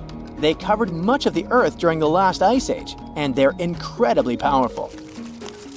While they might move slowly, sometimes only a few inches per day, they have such immense weight that they can reshape entire landscapes over thousands of years. Glaciers can grind and scoop the land beneath them. They're basically like colossal bulldozers. Their weight, combined with the slow but steady movement, grounds down everything beneath them: rocks, soil, even bedrock. This can create deep gouges in the Earth's surface, called glacial troughs. During the last ice age, there were lots of glaciers all over the northern US, including the Great Lakes region. If they moved across what is now Lake Michigan, they could have carved out these deep holes. Glaciers often move in a pretty straight path. As they move, they cause terrain to erode, but the resulting erosion varies based on terrain. Sometimes there are places where the bedrock is softer or fractured, and these places are more easily carved and crushed by the glacier. That could explain why some holes could be bigger and deeper than others. Harder bedrock is less affected. But usually this leads to rounded, crescent-shaped depressions known as chatter marks. Those marks are more like grooves rather than circular, big craters like those in Lake Michigan. Once the glaciers melted, the Great Lakes themselves formed. If the craters were formed by them, they may have filled with water, becoming part of the Michigan Lake. Though this theory is more like a speculation, so we need more evidence. But there's another layer to this mystery. The craters are not just curious geological formations. They actually may hold valuable clues about early life on Earth. Parts of Lake Michigan, especially dark ones, are relatively low in oxygen. It's like a lighter version of deep ocean environments that often have very little of this element. For example, hydrothermal vents deep in the ocean, underwater openings in the Earth's crust with some hot, mineral-rich water that are often very low in oxygen. But some organisms love places like these. For example, opossum shrimp. Teeny tiny shrimp-like creatures that love cold, deep waters. They get their name because they have a pouch to carry their young until they're ready to be on their own, like an opossum. Or deep-water sculpin fish, small bottom-dwelling fish that also enjoys cold lakes. They're well adapted to living in dark waters and usually stay close to the lake bed. And weird organisms like invasive quagga mussels, which kinda look like shells. These are small freshwater mussels that have spread there to the Great Lakes. They attach themselves to hard surfaces and can cause problems for ecosystems by competing with native species for food and space. All these guys could be in Lake Michigan, and even more. There might be microbes or even bacteria that are specially adapted to these harsh conditions, just like it was in Lake Huron. There's only a handful of creatures that could survive deep within these craters, and studying them could give us insight into how life once flourished in Earth's ancient, oxygen-poor oceans. That's because it's in places similar to these where some of the earliest life forms thrived. Early Earth had an atmosphere with little oxygen, although it was much more hot, and ancient microbes adapted to this. The Great Lakes, especially Lake Michigan, have always had a bit of a ghostly reputation. Like even this mission was organized to study the shipwrecks. There were about 6,000 of them in the Great Lakes. Many of these wrecks are still sitting on the lake beds, preserved by the cold, fresh waters. And shipwrecks aren't the only strange things tied to the Great Lakes. Over the years, there have been stories of unexplained disappearances. Boats and even planes have vanished without a trace. The lakes, often calm on the surface, can suddenly turn dangerous with unpredictable storms and massive waves, leading to these mysterious events. Not even mentioning all the creepy stuff people noticed there over the centuries, such as ghostly lights above water or bizarre weather patterns like eerie, sudden fogs that seem to appear out of nowhere. In 2007, they even discovered some prehistoric structure that looks like Stonehenge there. Well, it was way smaller, but still. It lay about 40 feet below the surface in the heart of Grand Traverse Bay, and it's speculated to be about 9,000 years old, way older than Stonehenge. Looks like this is a print of those who lived in the area thousands of years ago. These massive stones are arranged in a careful, winding pattern stretching over a mile. They range in size from basketballs to compact cars. But one, in particular, stands out. A boulder 3.5 to 4 feet tall, 5 feet wide. It's etched with the image of a mastodon, a creature that roamed the Earth about 11,000 years ago before it went extinct. It probably sank there during the end of the last ice age we mentioned. This period had reshaped the region. This place is underwater now, but back in the day, it was still dry land. So the stones were probably created by people who lived there, though we're not sure why. Were they used as hunting blinds? Or was it some sort of an ancient calendar? Who knows? Only about 15% of the Great Lakes floors have been explored. Now, scientists are gearing up for a deeper dive into this mystery, both literally and figuratively. They want to analyze the lake beds surrounding the craters, hoping that maybe something in the environment around them might have caused them to appear. They have initiatives like Lakebed 2030. These missions should map the entire underwater landscape. This would help us learn tons of interesting stuff about Lake Michigan and our planet's past. Who knows what other secrets these dark waters hide?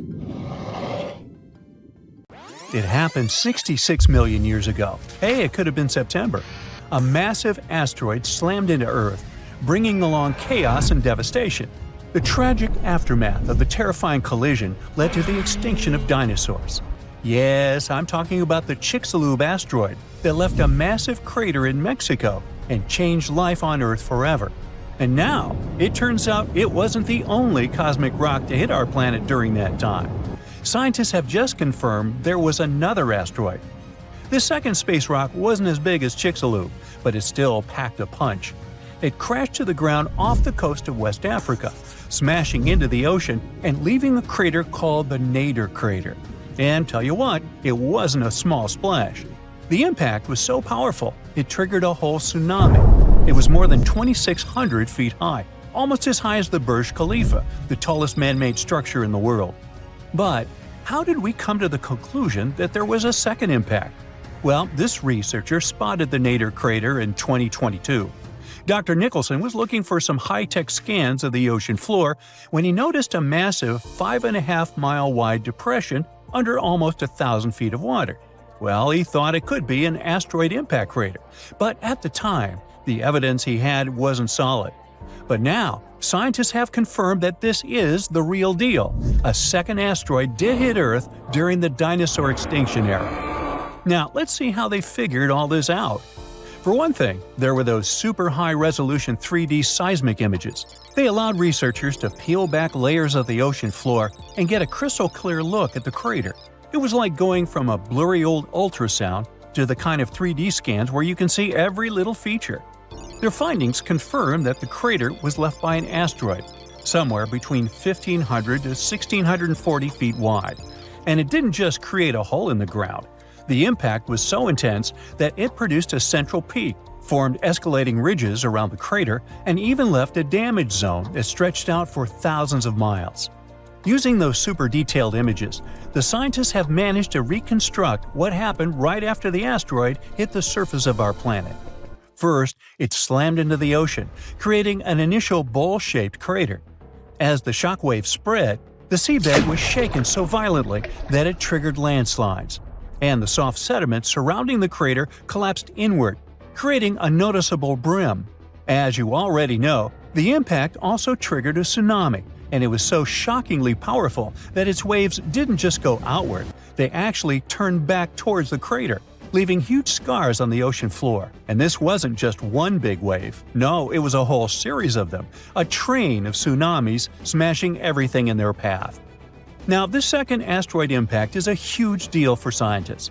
It's a rare opportunity to study a marine impact crater in such incredible detail.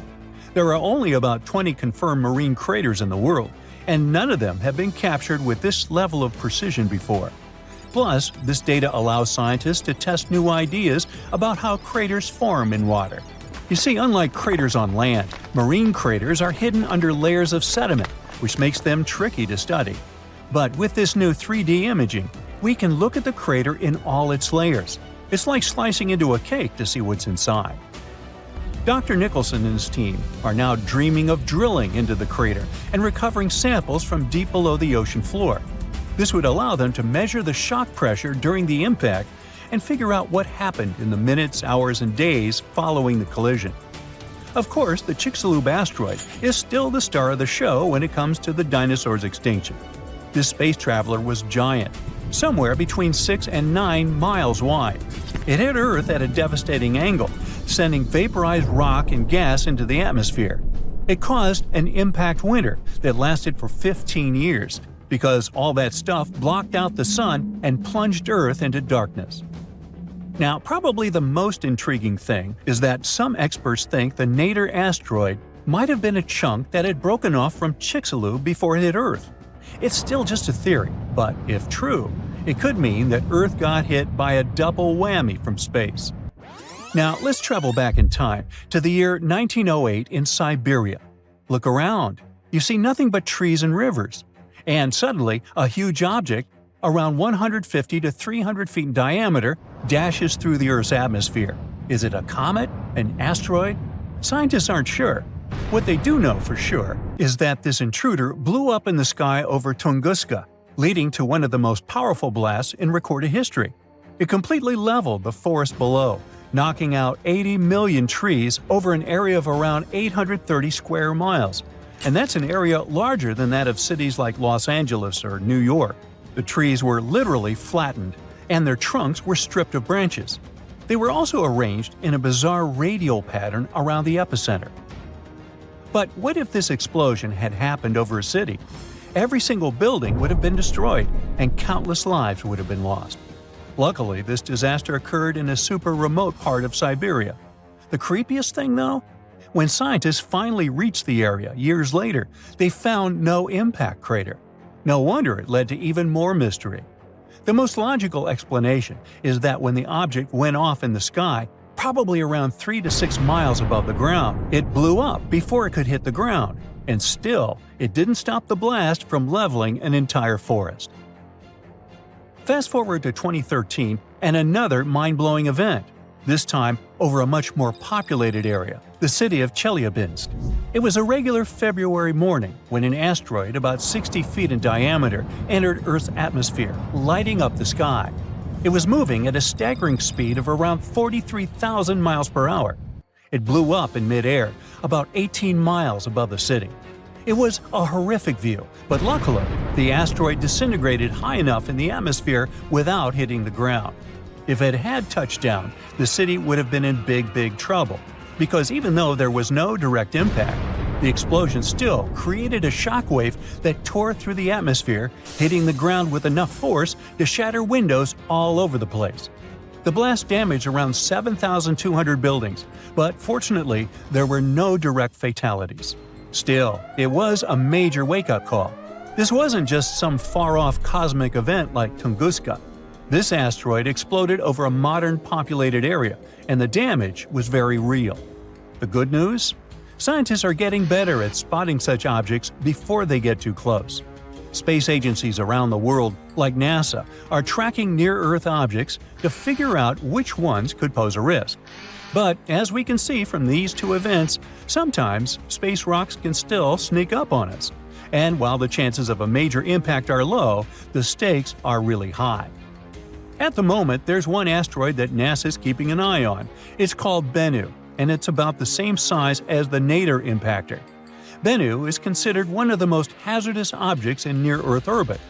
According to NASA, there's a small chance it could hit the Earth between the years 2178 and 2290, and the biggest risk date is September 24, 2182. But don't freak out just yet. The odds of the impact are only 1 in 2,700, but still, it's a reminder that Earth is always in the cosmic firing line. Well, there you are. The sun is scorching, you're thirsty. All you can think about is water and ancient bones under your feet. You're wandering through the Sahara, the largest hot desert on Earth. Right now, you're crossing a stretch of sand called Whale Valley. And all over these 75 square miles of land, fossils cover the ground so thickly that you can't help but step on them. Paleontologist Hesham Salam says it's an unusual picture in this place. The bones are poking right out of the cliffs, as if they're calling to you to come check them out. You can spot ribs scattered all over the place. Look at these vertebrae. They're giant. Ooh, the creature they once belonged to must have been up to 65 feet long. The fossils show that the animal had a streamlined body like today's whale, but still had features like hind legs and feet. For scientists, it means a very exciting thing. They might have discovered a fully intact skeleton of a prehistoric whale. It was an animal that lived in this area when Egypt was underwater. You see, today, the Valley of the Whales is the world's largest ancient whale graveyard. You're likely wondering what marine animals are doing in a desert more than 100 miles away from the nearest coast. Well, millions of years ago, this desert was at the bottom of a massive ocean called the Tethys, which stretched from Europe to India. When sea levels dropped, the ocean left behind a seabed covered with fossils. And today, the fossils of some of the earliest known whales rest here, which gives researchers a peek into how today's massive ocean whales may have evolved. The fossils here are super detailed, even with some stomach contents still intact. Uh-oh. Scientists have also found fossils of ancient sharks, crocodiles, and turtles, helping to recreate what this marine world looked like millions of years ago. Now, the first whale bones were discovered in 1902, but it wasn't until the 1980s that people really started to explore the area, only when access to this area became better. Sadly, some fossils had been taken away by collectors before the site turned into a protected area. Most of the fossils are just under the surface, slowly revealed by erosion. Whale Valley gives us an amazing glimpse into millions of years of ancient coastal marine life. But let's move further ancient whale fossils aren't the only discovery you're going to make today. For over 150 years, scientists have been puzzled by a strange creature that lived millions of years ago. But now, thanks to some amazing fossils found in Morocco, they've finally figured it out. Look at them. These creatures are called blah blah blah. Nah, I'm kidding. Stylophorans. They look like flattened armor with a long arm sticking out. Researchers discovered these creatures in 2014 and were shocked. The fossils dated back around 478 million years. They found around 450 specimens, and to their surprise, some even had soft tissues preserved, which is super rare. Before this, they only knew stylophorans from their hard parts. Originally, scientists thought these creatures were good old echinoderms, animals like sea urchins and starfish. But new discoveries prove that they had a core body and feeding arm, similar to modern starfish, complete with a water vascular system to help them move and eat. This finding ends a long debate about where stylophorans fit in the animal family tree. Now we know they're related to echinoderms, but are more advanced because they don't have the typical 5-ray symmetry. Ooh, come here and look at this giant fossil. It was found in the Sahara and gave scientists new insights into the Spinosaurus, the largest carnivorous dinosaur we know about. These 95 million-year-old remains also confirm that it was the first known swimming dinosaur. The Spinosaurus had flat paddle-like feet and nostrils on the top of its crocodile-like head, perfect for staying underwater.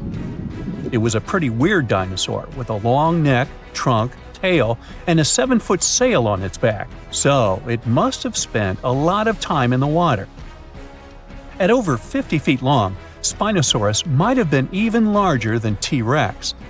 The first Spinosaurus remains were discovered about 100 years ago in Egypt, but only this new fossil, found in Morocco, helped scientists reconstruct this dinosaur for the first time. Researchers paid attention to the creature's shorter hind limbs and wide claws. These features point to adaptations for life in the water. Its snout and dense bones also suggest it was a swimmer, while its spiked tail likely attracted mates. Hey, good looking, come here often? And here's another astonishing find made in Tunisia, the remains of Machimosaurus rex. Now, so far it's believed to be the biggest crocodile ever. This ancient croc was about 32 feet long and weighed around 66,000 pounds. It was a top predator around 130 million years ago, and its skull was over 5 feet long. Now, this discovery is a big deal because it shows that these crocs stuck around longer than we thought. Before this, scientists believed that they disappeared during a minor extinction event between the Jurassic and Cretaceous periods. Now, let's go back to the fact that the Sahara was once underwater, and some of the largest sea creatures ever lived there. A study published in the Bulletin of the American Museum of Natural History speaks about an ancient body of water called the Trans-Saharan Seaway. It existed between 150 million years ago, covering parts of Western Africa. Scientists spent 2 decades trying to recreate this prehistoric underwater world. They found it was warm and shallow, home to some pretty terrifying creatures, including 5-foot-long catfish and 40-foot-long sea snakes. Yikes! The seaway was cut off from larger oceans for long stretches, which may have helped these predators grow larger because resources were always available. It's a classic case of evolution at work, leading to what scientists call gigantism in isolated environments. But all that water didn't just disappear with no trace.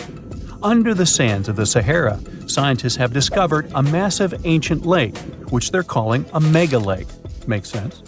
This lake formed around 250,000 years ago when the Nile River flooded the eastern Sahara. At its biggest, this lake covered over 42,000 square miles. It's about half as big as Kansas.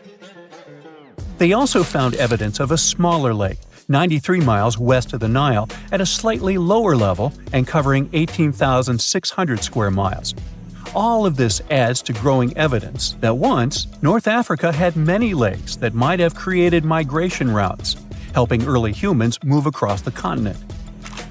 Now, in the Sahara, you can find not only fossils of bizarre animals. In May 2020, some weird rocks with greenish crystals were discovered in a sandy region in southern Algeria's Sahara Desert. When scientists checked them out, they found out these rocks weren't from Earth. They were actually pieces of a meteorite called Richat 002. This meteorite is super old, like the oldest volcanic rock ever found. It melted ages ago in the fiery heart of an ancient protoplanet that no longer exists.